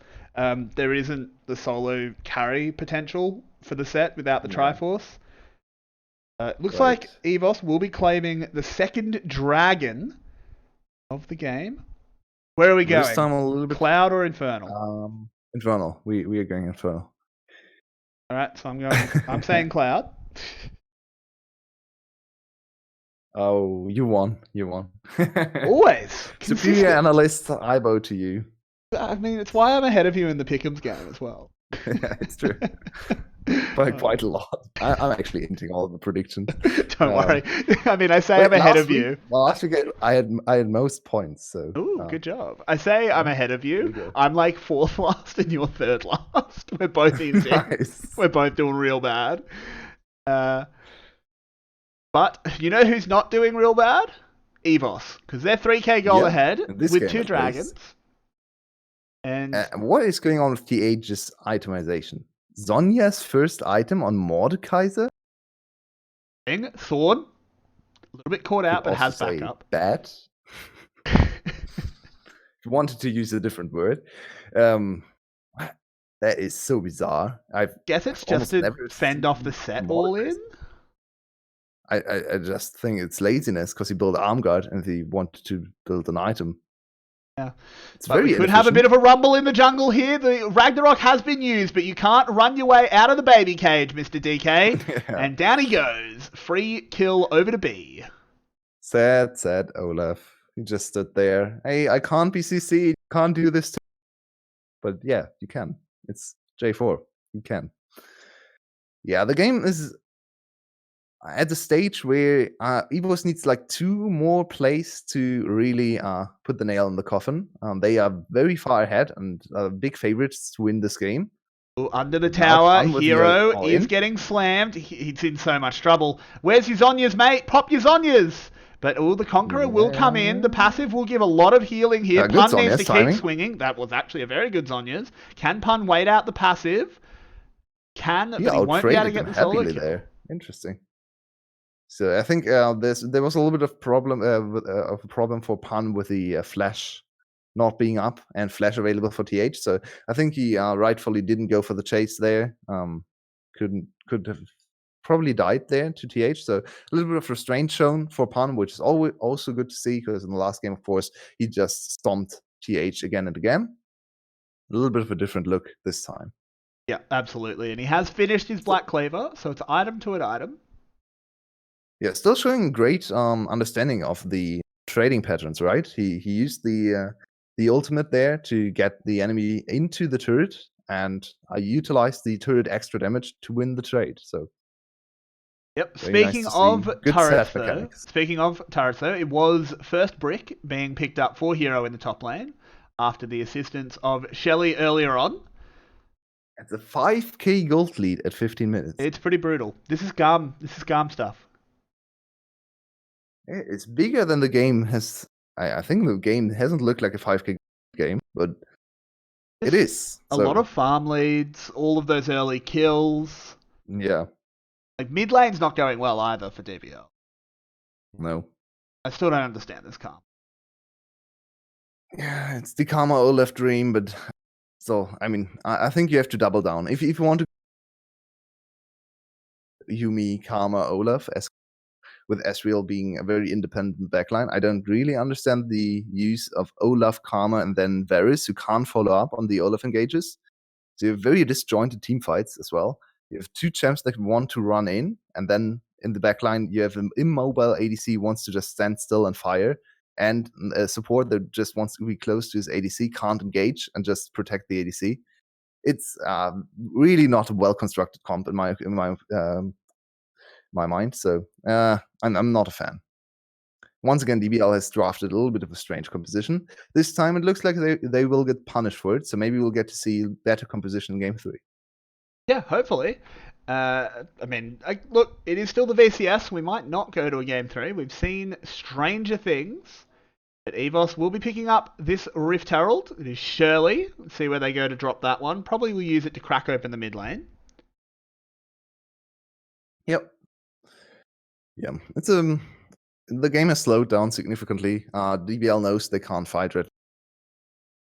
They just try to avoid all the fights. Now Bigker has to back off as well and give up this turret. And they need to be a little bit careful about the second tier 2 turret. So maybe reinforce a little bit in mid lane to prevent tier 2 from falling as well. It seems like EVOS doesn't want to press for the second turret. An easy clear for high, but it's still one more turret, more standing gold to EVOS, and now 6k gold in the lead. Absolutely brutal, and Parquet up in the top lane, doing his rise thing, pushing in to the inner tower. We'll get some damage down there before anyone bond. In fact, still no one really responds to him, as it looks like they will try and fight over the dragon instead. Potentially stop the dragon snowball. Maybe for DBL. I think EVOS will just give this one up. Yeah. Yeah, EVOS messed up their resets a little bit and their map positioning. So they actually have to give up the Dragon Snowball, which buys a little bit more time for DBL. Oh, Pun tried to go for the solo call on Park. He's 2 levels down, though. He has to be careful. This matchup is quite good for Set, and it's actually very hard for a Ryze to win a 1v1 against Set.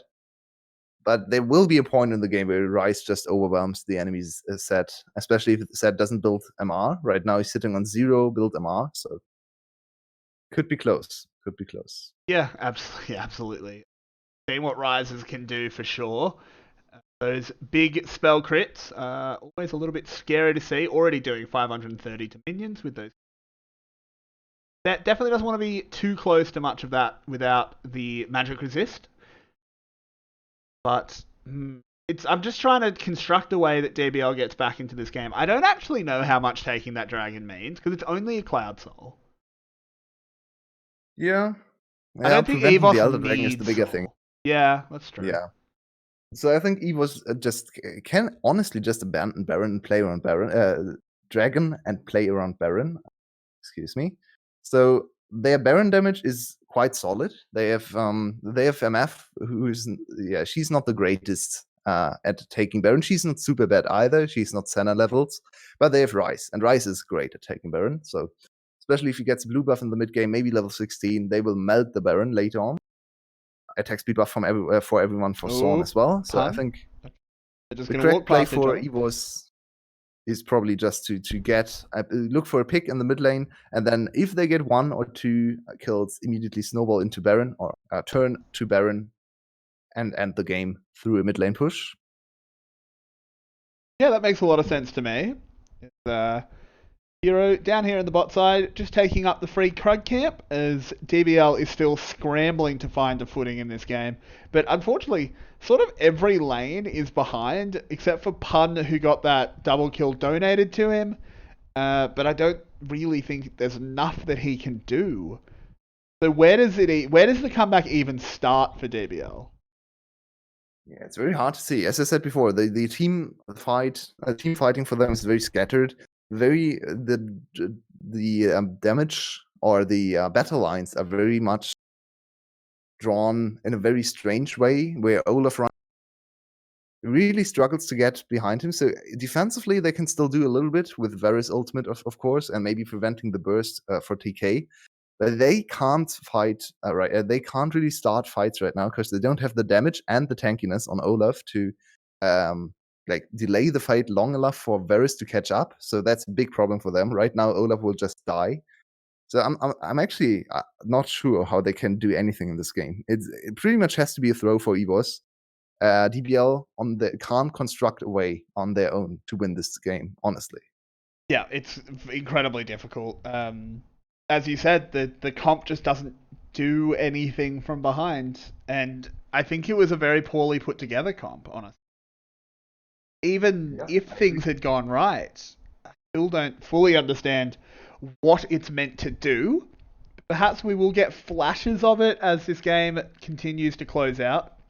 And he's, of course, you need Olaf to be ahead to do anything with this comp. You need Olaf to be stronger than the enemy backline with Karma Shields, so that Olaf can threaten the enemy backline while your Varus destroys the enemy frontline, or can follow up to use maybe a flash chain of corruption and then knock down the kills on the enemy backline. Of course, quite hard to do against Braum. But yeah, that's basically the idea here. Play Olaf into J4 in the first place. So yeah, I really question this draft. I think it's one of the strangest and weakest drafts we've seen, especially from behind, of course. So maybe go back to something more scaling, something more with a little bit more agency later on in the game compared to the Olaf, who really needs to be accelerated. He's 20 CS down also to the much better scaling jungler in J4. So being down in CS in the jungle is sort of unforgivable as Olaf. Yeah, it is. You should never be down. The Abyssal Voyage does arrive, but I don't think they're going to find anything. Imagine this composition with Kindred or Graves. Suddenly you have a super strong backline that is very hard to kill, very hard to dive with Hamkench as well, who counters the Sorns engage. You have a lot of damage, and you can turn fights around with Karma Shields as well. So that would have been a strong comp. With Olaf, yeah, I mean, Olaf really doesn't do anything here. So Baron now being started up. Will go down pretty quickly once Div Kid arrives. No blue buff for Sparkle though, so he has to be careful if they fight around. Looks like DBL will go for the fight. Ragnarok's already been used. He's in the baby cage. He's dead. And there is a bullet time doing a lot of damage. Here comes the suplex, though, doing a lot. Pun absolutely trying to carry this one, but he goes down. Big Koro is in the death realm with Hero. Hero might be able to get this kill. In fact, it should be pretty free. Yeah, Big Koro. Oh, man. Yep. He's dancing in the death realm. That's not a good sign. Yeah, this is so incredibly unbelievably over. This really, this is really nothing. GG, go next. Just FF. Let everyday get coffee. You probably would have FF'd way earlier already. With now we are looking at 10k gold, and Baron hasn't. In solo queue, you'd already have 2 players disconnected after that level 1. Yeah, potentially. Let's be totally real. Well, I don't know what solo queue is because I'm on EU. So, what is the server? I know. Yeah, I don't know. You don't play League of Legends. No, your server doesn't work. Don't get to. A clash. Why do you keep breaking servers? One day they'll get it right. It's quite a mystery. OCE consistently doesn't break, though. Except when they launched TFT and we got it 6 hours before everyone else. Nice. And we just died. What will we have for dinner today, or did you already eat dinner? I haven't eaten yet. I've got some flake in the fridge that I'll fry up. I don't know if flake. It's shark. What? Oh, what? Interesting. Okay. How does that taste? It's just fish. It's just like fish. It's not like big shark. It's like gummy sharks that you catch in the bay, like little ones. Oh. But yum. It's very good. I recommend it. You just chuck some like bread, some spice on it, just fry it up. Bang. 10 minutes. Really easy. Helps. My dad runs a fish business. So at the end of the week when things are starting to go off, he's like, I think it will be very difficult to get shark right now in Europe. True. So that's a very good point. It's a little bit. Oh, good chain of corruption. Ooh, yeah, absolutely. This could be something for DBL, but no, the Glacial Fisher is too good for the disengage. But they will try again. It will be EVOS trying this time as Thorn goes diving into the back line, does manage to get out, and TH coming in like the juggernaut. Here he is in the death realm with Null. How are your shields now, bud? As he will burn down, and finally we might see the game beginning to end. Beginning to end. Sorry. Well, in terms of structures being knocked down. As it is a 12k gold lead at 25 minutes. I think we began with the end of the game began in draft, so before the game even started. Not wrong. Yeah, it's a very rough game to watch. Apologies. Of course, let's hope for a better game in the next one. A little bit more equal in draft strength, maybe. EVOS has consistently outdrafted DBL this series. First game was just a very bad performance for TH, but in the second game, they have definitely gotten it together again. And now, what are we looking at for game 3? Who would be your favorite after watching the... I mean, hopefully. If they play DK for a third time, then my favorite is EVOS, and I really regret changing my predictions. I had EVOS 2-1. Same here. Oh man. But I feel like if Meliodas comes in, but Pun also stays in, I think DBL will be okay.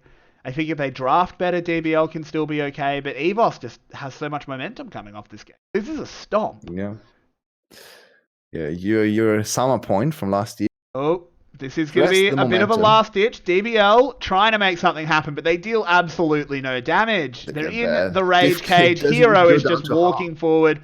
Parquet takes a little bit of damage. Does some damage, I should say. Will be able to solo out Pun on the side, and all of DBL will melt. It's a terrible, terrible sight if you like Buffaloes. They will be cleaned up in this game.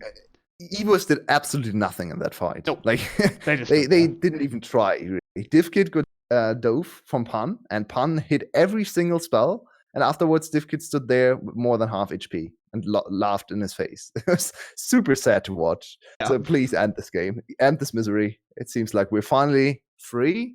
Once again, a sub 30-minute victory. The first one was 32, 33 minutes. So quickening up the game timing, the game timer once again. VCS, of course, the quickest big region, if you want to count VCS as one of the bigger regions. 31 minutes something is our average, and this is once again easily below that average. That it absolutely is. The question comes, who is the MVP for EVOS? Kind of hard, because it was kind of just a schlacking all over the map. Yeah, DK is a strong option. He had an absolute... For sure. He did a lot to help out EVOS to win that game.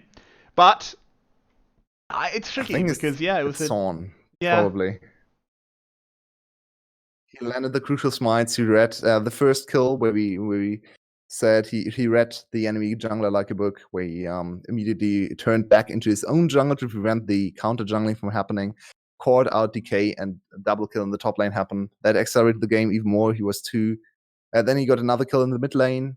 So yeah, I think it has to be Son. A big team effort though. I think overall Evo stepped up, especially also TH. Much better game in the top lane. Yeah, I completely agree with that. And I don't think there's a huge amount else to say about that one. Just an absolute stomping there. But game 3, we're going to have to see who manages to come out on top and who will get a big advantage in the playoff race. About 8.5 minutes. Once again, we really appreciate having you here, guys. Do scroll down below the stream if you want to support us. We really appreciate it. But regardless, even if you don't want to, or for whatever reason, we still love having you here regardless. And as I said, about 8.5 minutes, and we'll be back for game 3. Yeah, stay tuned. Very important game coming up. Absolutely. This one will decide the first half of the split already, and whoever wins will look at a very good chance to make playoffs. Absolutely. We'll be back very soon. See you guys then.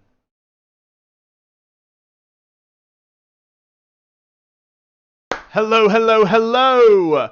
Welcome back to Game 3 of EVOS, taking on DBL. So far has been a back and forth series, is the word I'm going to use. But EVOS, definitely with a lot of momentum after an absolutely dominant win in Game 2.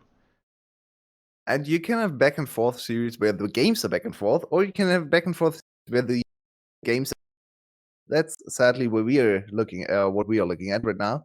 Very one-sided game in DBL's favor in the game 1, then even more one-sided in the second game for EVOS. So maybe we can get a little bit of a closer one to close out the series. Would be very, very nice end to this first half of the day. And yeah, it's very, very hard to anticipate what we're looking at for the game 3. I would like to see Meliodas back in for DBL. At the moment we can only see EVOS players, so let's see if he's back in. It seems like Pan is still playing, so that's good to see. I think Pan so far had 2 very good games, and Meliodas and Picoro, I'm sorry. So I'm telling lies. DBL... Pan's looked really good. Had 2 what very DBL good set games. To reset from this second game where they got stomped? Yeah, definitely start with bringing in Meliodas. Yeah, that would be a good start, yeah. That would be a fantastic start, but failing that, you just need to pick a comp that makes more sense. Hopefully, yeah. But we will be able to see what they pick. It's still DK. Champ select. Maybe Meliodas is sick. I'm yeah, say.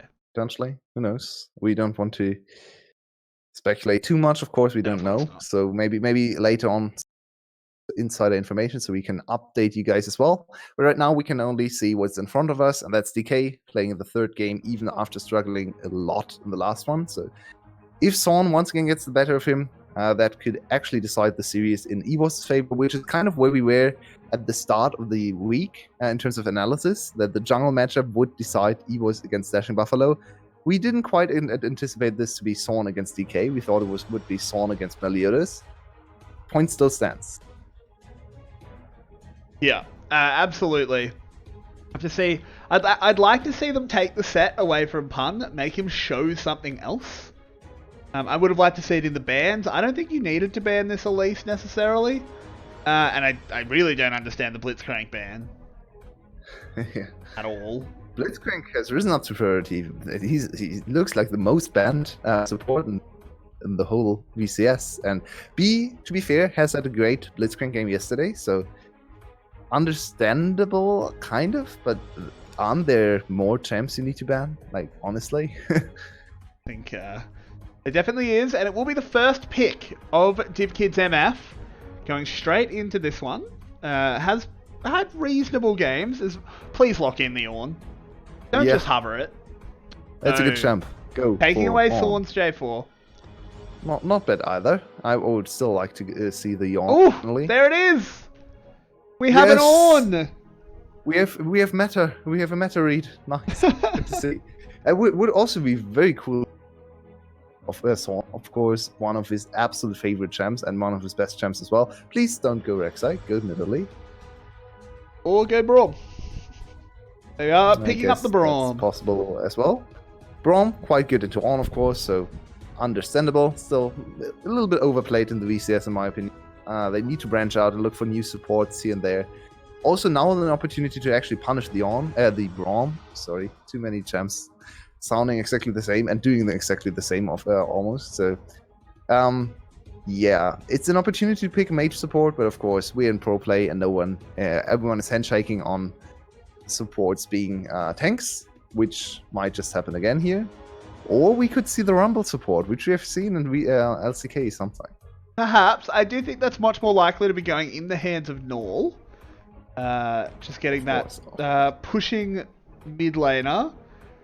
Lee Sin is going to be banned. The jungle pinch coming in. Worth noting, Set getting all the way through the first round of picks. Very going from first pick to much lower priority. So looking at this top side for Dashing Buffalo, it kind of has to be a solo lane Rumble, because if they go for flex Rumble bot lane and then flexing maybe the Ornn as well into the mid lane, you would have triple AD at top side, which means you kind of need an AD threat in the top side here, especially because Syndra is also banned, so the go-to bot lane mage is not available either. So it looks like bot lane is missing for Dashing Buffalo, and that's the EVOS's read as well. They want to get rid of the Varus, who landed very good chains of corruption. There you go. You got that. Rek'Sai is being removed as well. The jungle pool for Thorn definitely going to show something up. And Ashe being removed. Vinny absolutely shattered, as will not see the Ashe in this one. And we're going to have to see what ADC they do end up pulling out. There is quite a few bans here. Yeah, and this has to be... not. Wow. 10.3 Senna. Just wanted to say this has to be new ADC pick, because all the ADCs are either banned or bad now, but never mind me, I guess. We get to see the Senna. Maybe we get to see some of the... we've heard some whispers around about the Senna double farm lanes, so potentially you could go into double farm lane to Braum. That's something you have to have scrimmed, though. Yeah, of course. But there's also Bikoro. Bikoro, the one player who played Sona and the got onto the Sonateric train, so... I mean, this could still be support Senna. Yeah, could also be support Senna, which Lucian is not bad into Braum either. Quite a free lane, you get a lot of stacks, so I would like... Please no. I'm very confused, Yulwei. They don't have any damage. This comp is... Where does their damage come from? Oh my god, that DBL, come on, read the patch notes. What is that? Ugh. Like, genuinely, who does damage on their team? Yeah, no one. Especially not into Braum and Sejuani. Like, ugh. It's so rough. Lucian was open!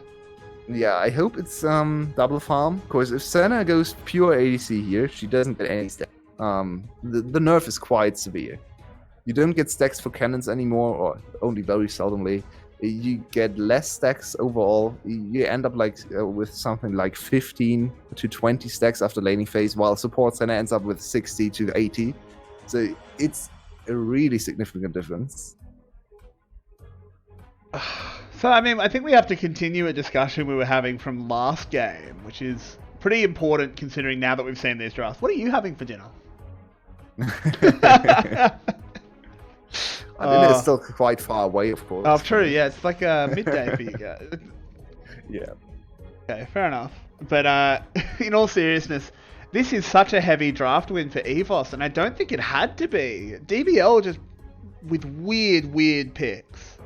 Yeah, they are super tanky, DBL that is. But sadly, they play against very strong, consistent damage champs, especially the Vladimir, of course. Once again for TH. This time, not a matchup where punish him too much. Of course, with a Spellbook, there is potential for a solo kill at level 6, maybe even at level 5 if you go Ignite. Can punish the Vladimir, but even if you go get solo kills against Vladimir, doesn't matter in the end. Probably not, especially because we have seen TH be very strong around adapting to situations and knowing where to go and where to collect resources, even from behind. So, also cool to see another Chroma. Very cool skin. Big fan of this Vladimir skin. It has a bit too much visual noise, in my opinion, but it does look cool. Yeah, that's fair. That's fair. It does look cool. Cool to play, not so much fun to cast. So. But luckily, we're not in the LPL where blood is black. I always get thrown cool. off whenever. Yeah, no, I think it looks very weird when he's throwing around oil at the enemy. It's like, ugh. I think in Counter-Strike on the Perfect World client, which is the Chinese client, it's like neon green. Oh, okay. Which is weird. It's like you're an alien. I might be wrong on that. Like, I think that's true though. But yeah. So yeah, what are we looking at? A very strange first items for Pun. I'm not a big fan of completing the corrupting. I like refill the potion into not building an item and then waiting for the first few minutes to hit, and then you go refillable and dough runs. So very strong early start. Corrupting, yeah, I'm not the biggest fan of corrupting on. I don't think he needs it for mana sustain. A little bit stronger traits, of course, early on, but yeah. I particularly don't think he needs it into Vlad. I think the trades into Vlad are going to be pretty meaningless. Ornn is just going to kind of tickle him, and then he's just going to heal back up. This is just a farm lane in the top side. Definitely. It's good to see him go for the spellbook though. Some Ornns have just ignored the matchup and just gone grasp anyway, which would be very bad in the matchup. So very good to see. The spellbook, very hard to dive, and a little bit of kill pressure added on top of that, of course, with the ignite I touched on early on. So potential for Pun to play good Ornn game here in the top lane. Maybe you look for a there. He has played Ornn twice before and has been quite successful. I still am not in love with DBL's comp. I think it's outdated, especially Senna ADC, and they will run into severe damage problems later. Honestly, I'm fine with their comp except for the bot lane. Yeah, I don't think there's anything wrong with Ornn, Jarvan, and Rumble. I think that's actually really good. I agree. But strong engage. It's just a little bit hard to play into Braum. Long for this Senna to scale. She's just so slow after the soul changes.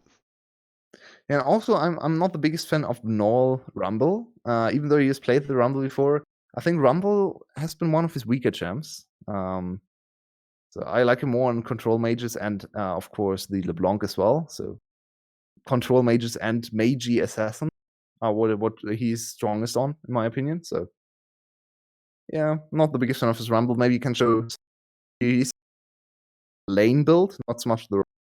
We've seen two different Rumbles. One is Predator, one is Comet. This time it's Comet, so much more wave clear, much more lane priority, and we already see him being able to push in waves against Parquet. Yeah, he definitely needs to go a much more aggressive build because he's going to need to help for the damage. The one thing we do have to comment on with DBL's draft, as much as the both of us don't necessarily like it, is there is the big combo potential of Cataclysm into Rumble ult into the Senna ult, which does do a lot, but kind of requires the dream setup. And even then, does it even do enough damage? Yeah, and then you also run into the problem that you would like to use the Arnold as follow-up and to get Senna in position to deal damage and Rumble as well. And there's Braum. So Yeah, he'll just block the Arnold, and suddenly the enemy team can just run away, especially with very slippery champions like MF, a lot of movement speed, of course, and Vladimir, face rush and pool, so it's very hard to lock them down. Parquet has to play a very conservative mid game, in my opinion. He needs to be careful to not get caught out, because he's the easiest target to pick on. Not very good defensively, escaping situations. Very good aggressively on the Aurelia, but yeah, he needs a target to dash to. Yeah, I mean, again, I think this Aurelia pick is a little bit strange. Was good for the damage profile, but today's Aurelia priority overall is quite strange. I'm not sure where she's coming from, especially mid lane Aurelia. It's good anymore. Her W got nerfed quite heavily, so now she doesn't have the damage reduction. It's only AD damage reduction, so you can't really trade too successfully into mages anymore. Rumble seems to be an easier matchup. She seems to be in control of most of the wave and most of the lane, but yeah, I'm personally not a big fan of Aurelia anymore. I think she's a little bit too niche, a little bit too easy to kill most of the time, especially in pro play. One thing to watch will be, obviously, we've said it again and again, but it is worth saying again and again, is the rate that Big Coro will be able to pick up souls. He was playing pretty aggressively early, going for those double autos, which helps, but so far at nearly 6 minutes, he has 8 souls. That's not great. No. That's not going to get any faster. Yeah. Yeah, and we once again have a very slow early game, which is kind of usual for DBL, right? We have seen enough games now for DBL to know they are the slowest early game team. Sometimes enemy teams can surprise them with strong early dice or plays, and then they fall behind quite significantly, but most of the time it's just farm fest. Also, of course, you have farm heavy champs or champs that can't really look for solo kills in the top lane, Senna bot lane. Yeah, it's very conservative, laid back farm up, and we're not quite sure where what they are farming up for, of course, with this team composition. But yeah, maybe they know a little bit more about Senna on this patch. I've not seen a single Senna ADC on this patch. I'm really not sure how strong she gets. Probably very weak. It would be my assessment, but I mean, eventually she gets strong, but it's so slow now. She needs a lot of time, though. Yeah, and Senna never was the great primary carry. Never. Yeah. Even in her strongest traits, she was always the strongest secondary carry and a very good follow-up carry with a lot of heal and utility, of course. But having her as a primary carry never really worked out for anyone. I think that's one of the reasons she also didn't work too well in NA, where a lot of the team fighting goes through the ADCs most of the time. And she worked way better in LEC, where it's more explosive and you look for bursty team fights.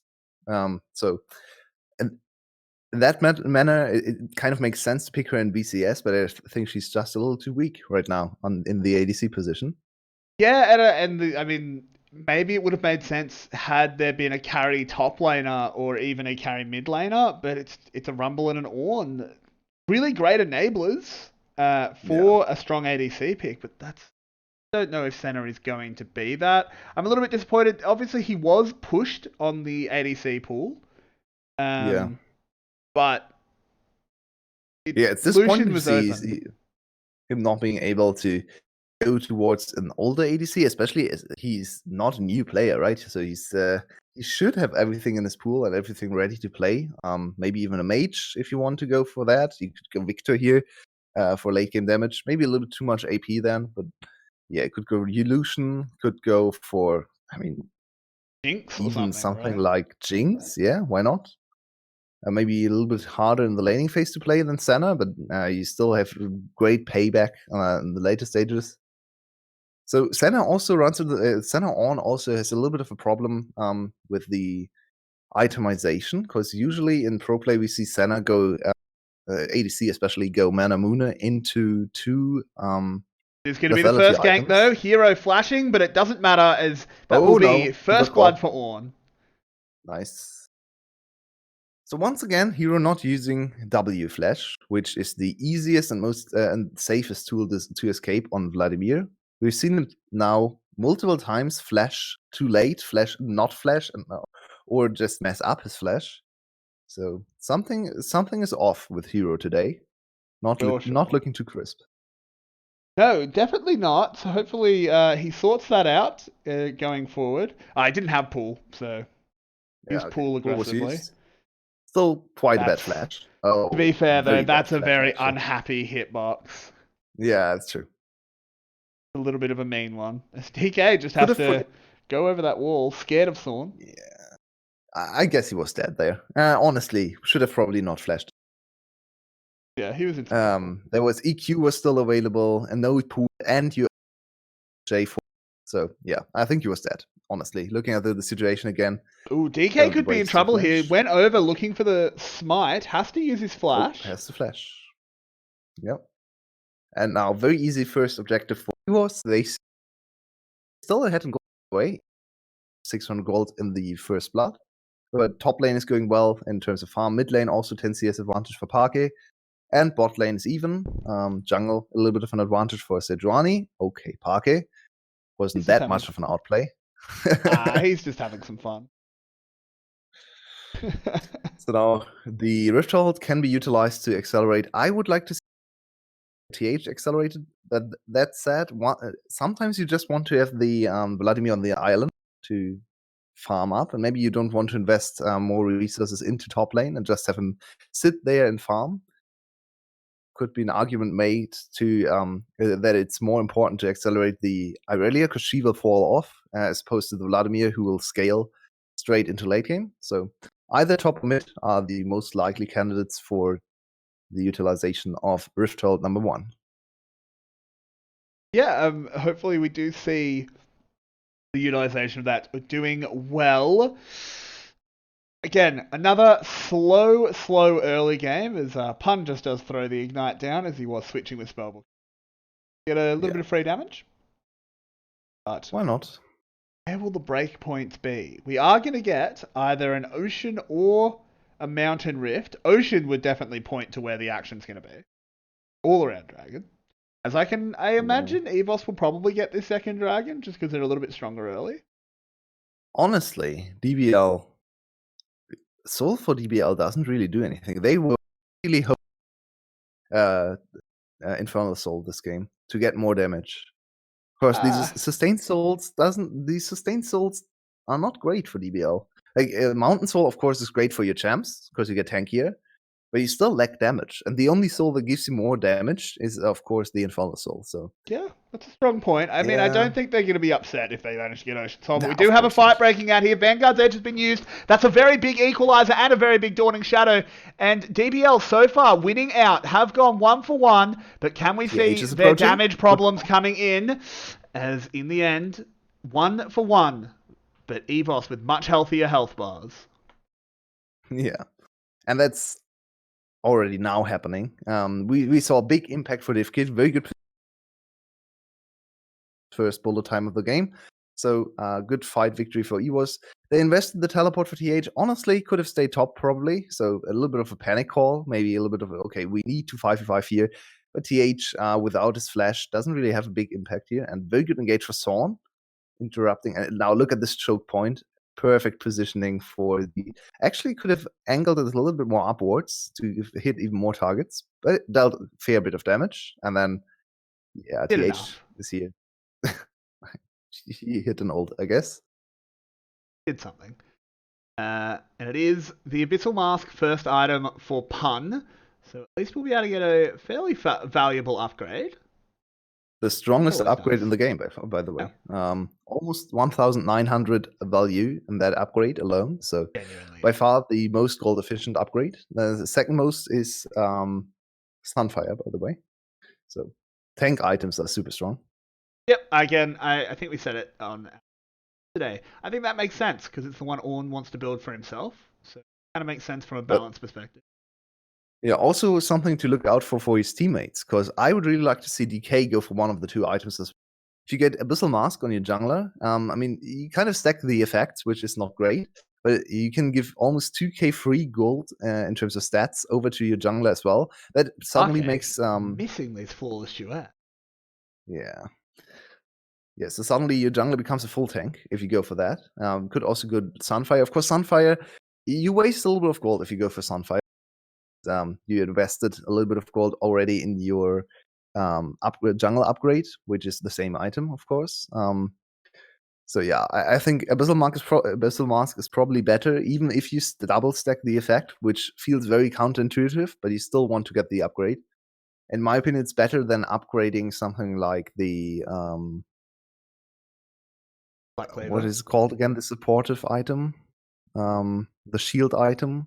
Locket of the Iron Solari. Locket, right? Yeah, you could go for Locket upgrade, but then you still lack 8. So yeah, that's a problem. Circlet of the Iron Solari necessarily is good. Yeah, and please, you should avoid Salvation as much as you can. Of course, Salvation, the upgrade of Redemption, and Salvation is really not a great upgrade. You get a lot of you get HP and health regeneration for your stats, and yeah, who needs HP rec? It's not great, not quite as useful. And we are on a Mountain Rift, which again, getting a little bit of tankiness. DBL's not going to say no to that, but they're already pretty hardy champions. Their problem is not surviving in team fights, it's making the other team dead. Yeah. So this might be very long. The team looking at the team fights, they might be very drawn out, because especially if DBL is able to get Mountain Soul, it's super hard to kill them, but they also don't deal damage. So neither team will deal damage, and they'll just dance around and look for the opportunities. Maybe this can be the game for TH to redeem himself on the Vladimir, where he has the late game damage and can carry the late game team fights. Because MF, not super great at cutting through the tanks. Irelia isn't really either, especially after Conqueror nerfs. No true damage anymore, so whatever. For the tanks, it doesn't really matter too much. And on the other side, of course, we have talked about it at length. DBL is lacking damage. DBL also can't really split push. They don't have any DK. Yeah, they don't have a champ that can split push. All their champs are very bad.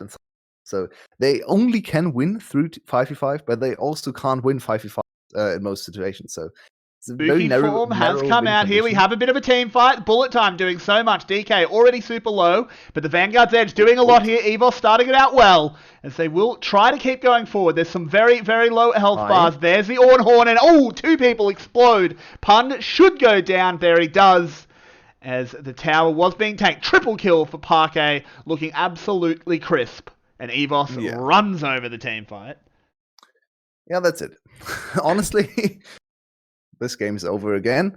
We have seen some very one-sided games due to draft, and I think we already see a lot of damage problems here for DBL. Of course, the tanks are not quite as strong as they will be in a few levels, but who's dealing the damage?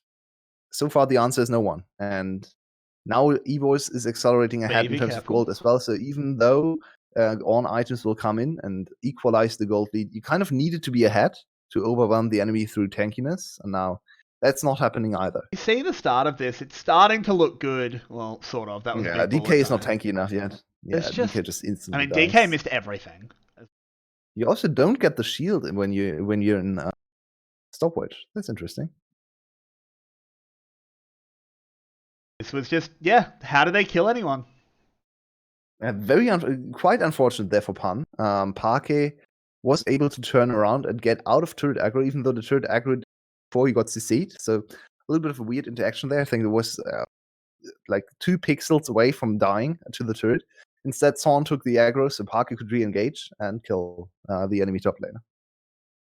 Yeah, that is definitely pretty much what happened there. And again, this is we've been repeating this, that DBL just do not have the damage, even when the engage goes fairly well. It's really unfortunate as well that not only can they not deal enough damage to close out a team fight, they can't even get the big Ornn ults that could potentially give them a chance, because B is just eating them.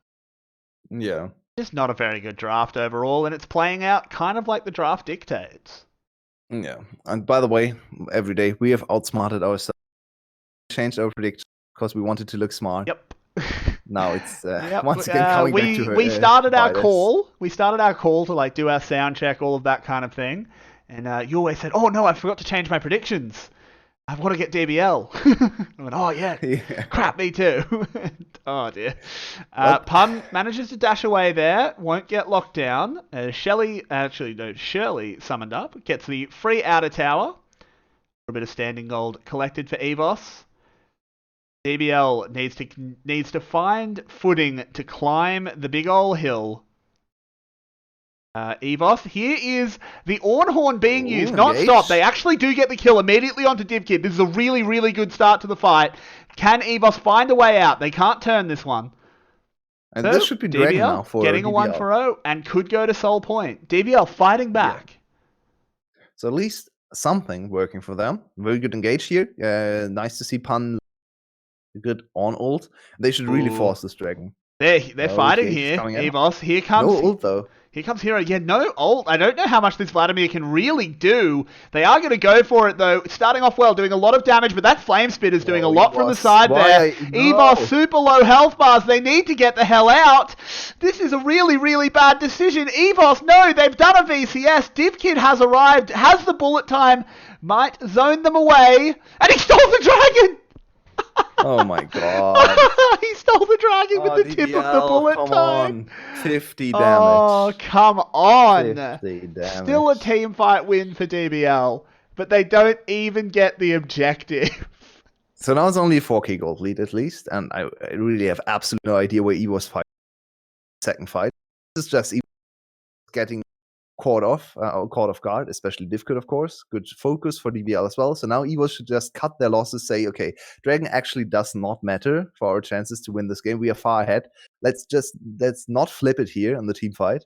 Instead, they teleport in their Vladimir without his ult. So this Vladimir doesn't do anything. They funnel into a choke point. And yeah, there's a rumble, just burning them over the wall. Not even danger zone. Yeah, Null did so much damage, and it all goes wrong. This decision was so bad. It's really just, they really want to lose this game, it seems like, but sadly, no one was able to pick up the dragon. So in the end, they got what they came for, and he was still look very happy on stage here, especially B. Yeah, worth giving DK a little bit of a break. He did not have smite to potentially secure the dragon away from the bullet time. It's just a little bit of bad luck, but still. Yeah, it's not on DK. All of them should have focused on the dragon. Should have just of course, been burst it can down. still go over, and it's a little bit of bad luck, as you say, but yeah, kind of I like the game played out. A lot of bad luck for DBL, and then also a lot of mistakes, and quite a weird draft with Senna ADC on a 10-3, but yeah. Yeah, and it is going to be the pause. Wouldn't be a VCS series without a bit of a wait. Hopefully there's not too much tech issues, not the dreaded audio issues. Why did EVOS go for that dragon fight? Is there a reason, or was it just they went for it?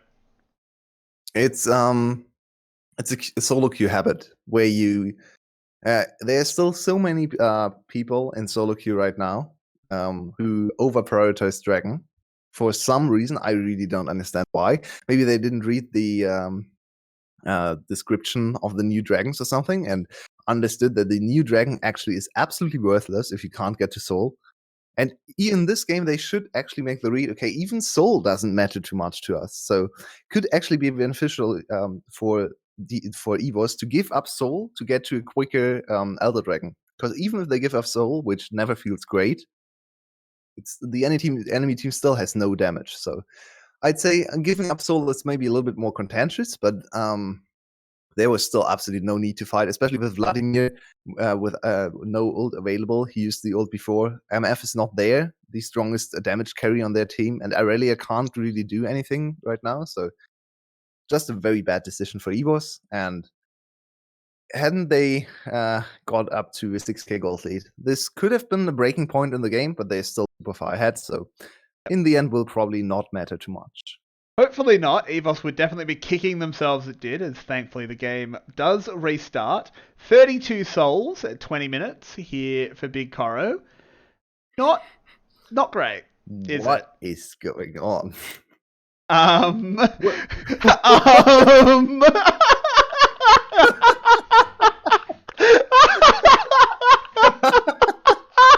is that?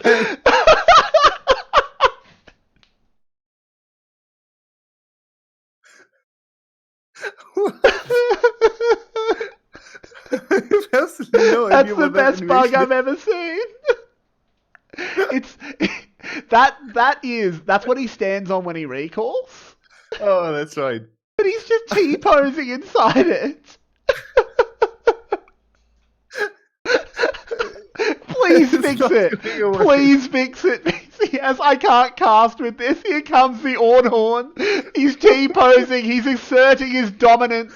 They will try and turn it around. No, the teleport's coming in. Okay. And can they find anything? Big Cora misses the W, but Thorn will go down. Oh God, please fix that. Oh my God. So another good kill, another good pick for DBL. But on the other side of the map, of course, TH is already pushing, and now DivKid and B are regrouping as well. So in the end, even though they got a kill, the 4K gold lead is still there for EVOS, and DBL needs more. They need so much more to get back in this game. And they need a graphic fix, please. We need that. I can't cast while that's way too funny.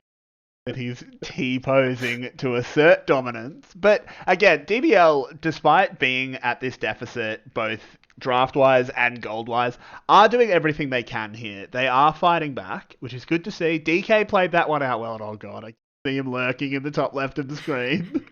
He's T-posing. Surely... We just saw the goal totals, by the way, for both top laners.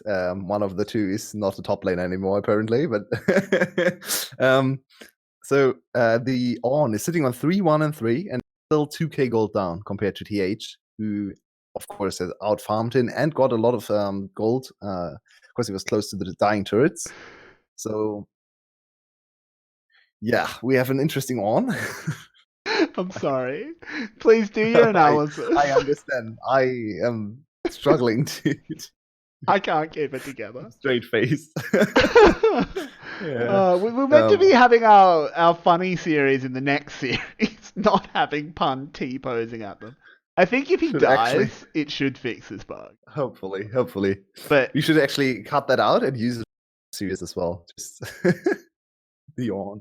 I think we can. Oh, man. But DBL so managing to at least keep the goal deficit steady. They're not getting further behind. Yep. And if this game does go super late, Big Coro will be a center. Yeah, I guess. Maybe he has enough damage in the late game to cut through everyone. He is one soul away. One soul away from the next breaking point. So 40 souls will be the next upgrade, 650 range, as well as 30% crit. It's still not enough to win team fights. Nope. Of course, Senna. PH a little bit caught out here in the middle of the enemy team. The Senna ult used didn't really do much of anything. So, DK in a bit of trouble. Bit low. Sejuani ult being used as well. There's the Vanguard's Edge. Gobbling up DK, but he goes down anyway. Does not matter, as that will be one kill for EVOS, and they look to move towards the Baron. Yeah, On. Luckily, On is fine. So we can cast again. He looked like a Roomba. He was just going around and vacuuming up all the gold in the side lanes. You reminded me a lot of one of the... did you know the game... what was it called again? One of the Lord of the Ring games for strategy games. Right. Middle Earth... something. Battle for Middle Earth. Yeah, right. Yeah. The MOBA. The dwarves. Yeah. The dwarves mines, right? And those look exactly like he did. Yeah, very true, actually. Nice. He smited away the blue up there. Good job. Nice. I mean, we've got someone, I really hope, clip that. There's a lot of memes that could be made. That On bug, because that was hilarious. Yeah. But so Big Kuro, once again, Senna not that is not great. You could go. My personal favorite would be the Ghost Blade, right? Because that's the only upgrade that actually gives stats you can't achieve otherwise, because all the other upgrades basically Hero just coming in upgrade. here. This might be a little bit over aggressive. Does do a lot of damage onto Big Koro. Damage on Dekoro though. But there's a lot of DBL reinforcements. That's now the Vladimir ult gone, but he's still doing so much damage. DK goes down immediately. Was super far forward. The Ornn horn is blown. Does a lot. But DivKid uses the bullet time to dissuade any engage. Hero flashing forward. Vanguard's Edge being used. High managing to get away. Null getting the Burninate on. But in the end, no one from EVOS will fall. Not dealing enough damage. Null is always landing great equalizers, and you wait for the teamfight to turn, but there's no damage for Null. I need to check his build. You might have to consider the Void stuff soon, as well as looking into maybe the Madness passive if he doesn't already have that one. So. DBL looks like they want to contest this Baron. EVOS is pretty low and are trapped in a pit. There is the secured. Parquet makes sure that one happens, but two immediate kills for DBL. Hero as well will go down. 3 dead on the side of EVOS, but 2 men in purple do get away. Overall, a good win out for DBL. They're still 5k gold behind, nearly 6. So we'll delay the closing of the game, of course, because EVOS can now not close with this Baron. Luckily for EVOS, they've delayed the soul point a lot. Actually sitting now on 2 dragons each. 2 mountain drakes. Not too great for their composition, honestly. Mountain drakes really only benefit the Sejuani as well as Braum to some extent. So it's still cool to have, but not quite as good as for DBL's comp. 5k gold is still a lot. Of course, you have the on items in terms of value, quite almost even gold value if you consider that 2k value on the Abyssal Mask and 1.5k on the Frozen Fist, plus a little bit more on the Zhonya's as well. I don't understand the Frozen Fist over the sun. Yeah, it's not great. Doesn't make sense. It opens up your item build to go 3rd item. Actually, I know 2 items. Frozen Fist is always worse than the Forge Fire cape because you just lose out on a lot of stats. But on 3 items, it can actually be better because you have Varmox, which you can still go Varmox kind of if you go Forge Fire cape, but it's not super great. I know LS always likes to go for supportive items on after the first 2. So you go.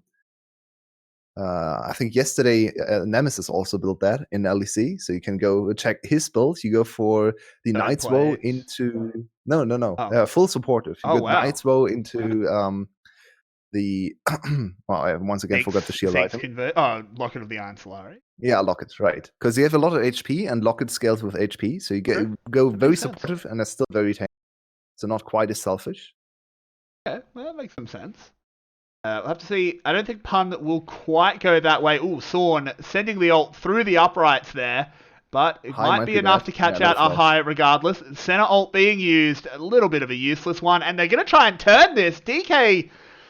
Stop. What was that Cataclysm? EVOS were disengaging. Yeah. And Heist Death will once again spell probably another dragon for EVOS. This might not be in time. Yeah, he will spawn again, but definitely priority around the dragon, and then they will be on soul point. I've never seen 4 mountain drakes in one game. You're very tanky if they get this soul. Yeah. EVOS get this soul. Hero could be in some trouble. Goes into the puddle, but he's dead. Yeah, he should be dead. Big Koro doing well there. That glacial augment paying dividends. Should have really tried to give that over to Senna, honestly. Yeah. Senna, I know she's not good at carrying, being the soul carry, the soul damage carry, but she kind of has to. So now this should be good, easy opportunity for DBL to pick up this dragon, get to soul point finally. Also, first mountain drake, of course, great for Pun, great for DK, and not bad for High either. 2 more souls as well for the center. So she's looking at 60. I'm not quite sure if she's there yet.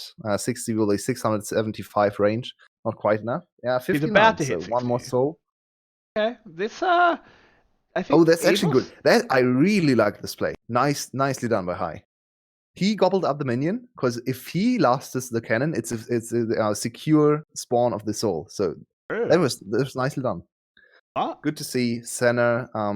Yeah, they know how to play around Senna. I still don't quite understand Senna ADC, but I at least they think know the it's new getting to the mechanics. point though, like it's got 60 60 is not a souls. lot.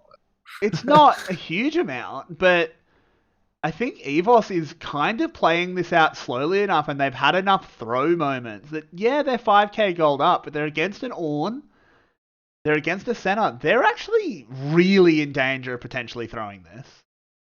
Yeah, especially now with the DBL's circlet of the really, Iron Solari. really tanky. That's very, very good item into Vladimir. Can prevent burst, and of course, yeah, of course you have shield and heal on Senna, so as well as of course Tahm Kench to protect her. So it will be harder for Vladimir to kill the ADC than it normally is at this stage in the game. I would like to see him go for a little bit more AP. I think he has enough penetration. Should definitely not finish the Morelos, which he is doing right now. So. I don't necessarily mind the Morelos. Yeah, it's okay in this game. Senna is a lot of healing. I think it's not great on Vladimir. Yeah, I can see. Is good in this game. I agree, but you kind of need more damage on Vladimir right now. I think you need to look for the Rabadons to get to a point where you can burst down the Senna. Right now, he's not there. So Senna is quite safe in the back line, and we still are looking at the game where DBL is very hard to kill, but also kill. So long team fights are waiting us. Yeah, I'm already prepping my throat. Don't worry. These could very much be some long ones. That said, there is still really explosive potential if the front-to-back team fight kind of happens. DivKid's bullet time can deal a lot. Is a big MF already. Is going towards the Lord Dominic's, I imagine? Yeah. The one that makes you deal damage to tanks. I think that would be the correct one. I don't think he needs Mortal Reminder.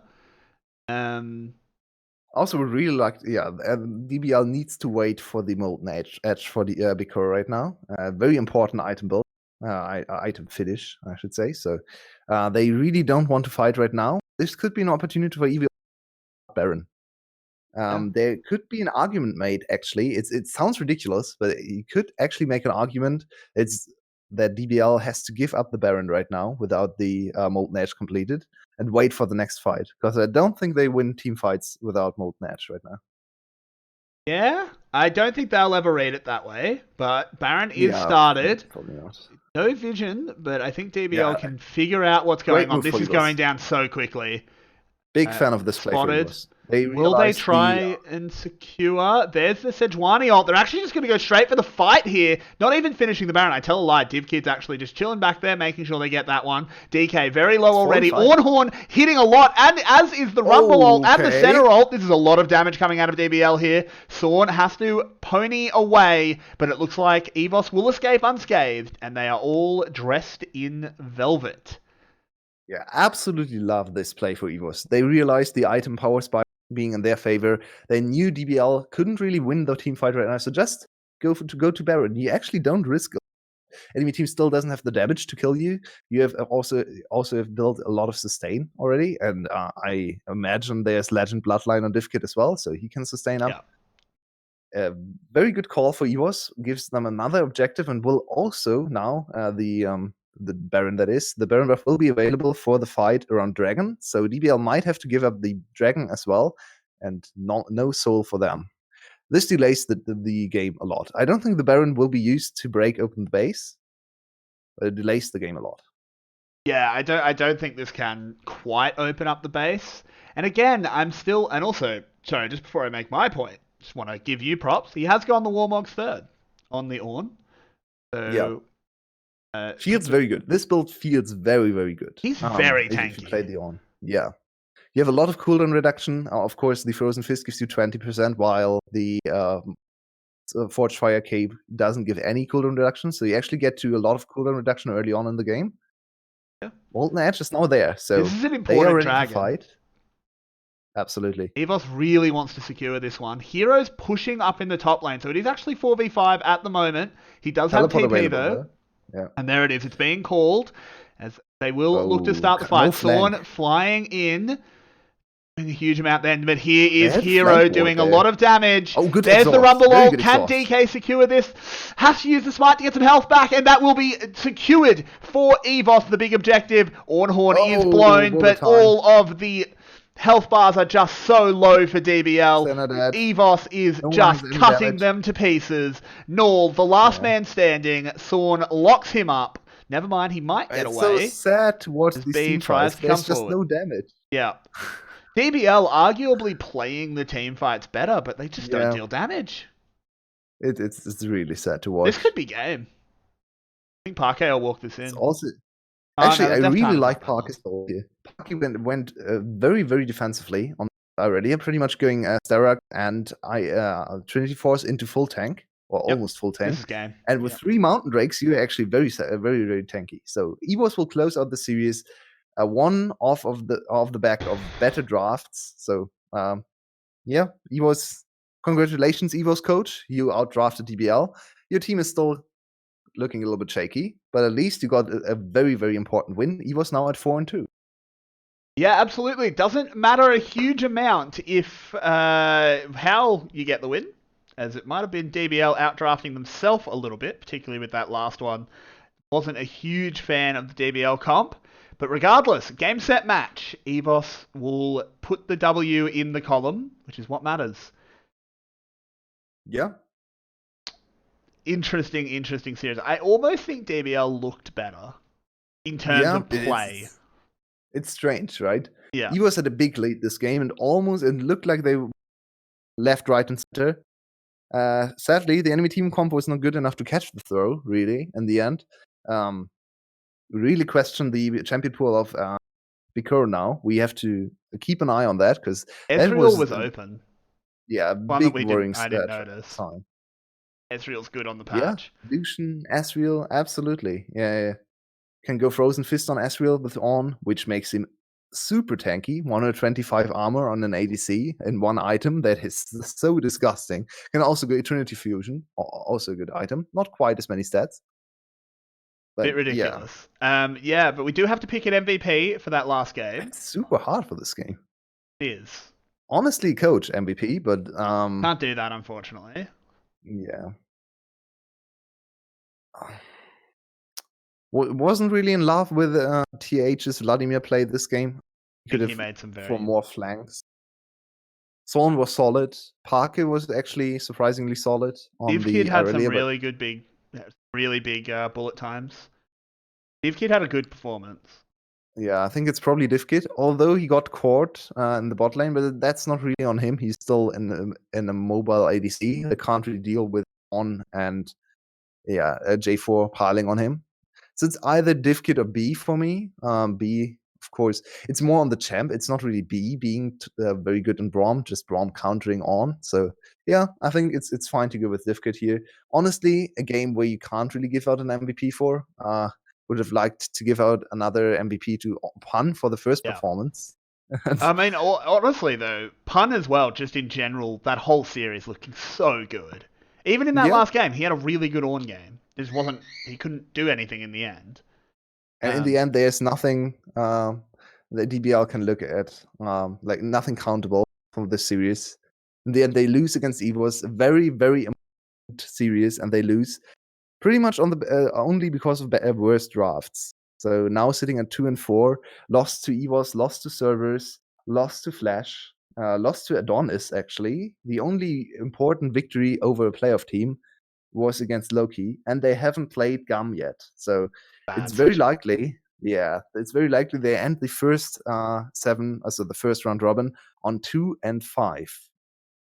That's ugly. That's very, very ugly. But looking forward now, we have the highlight series of the first round robin.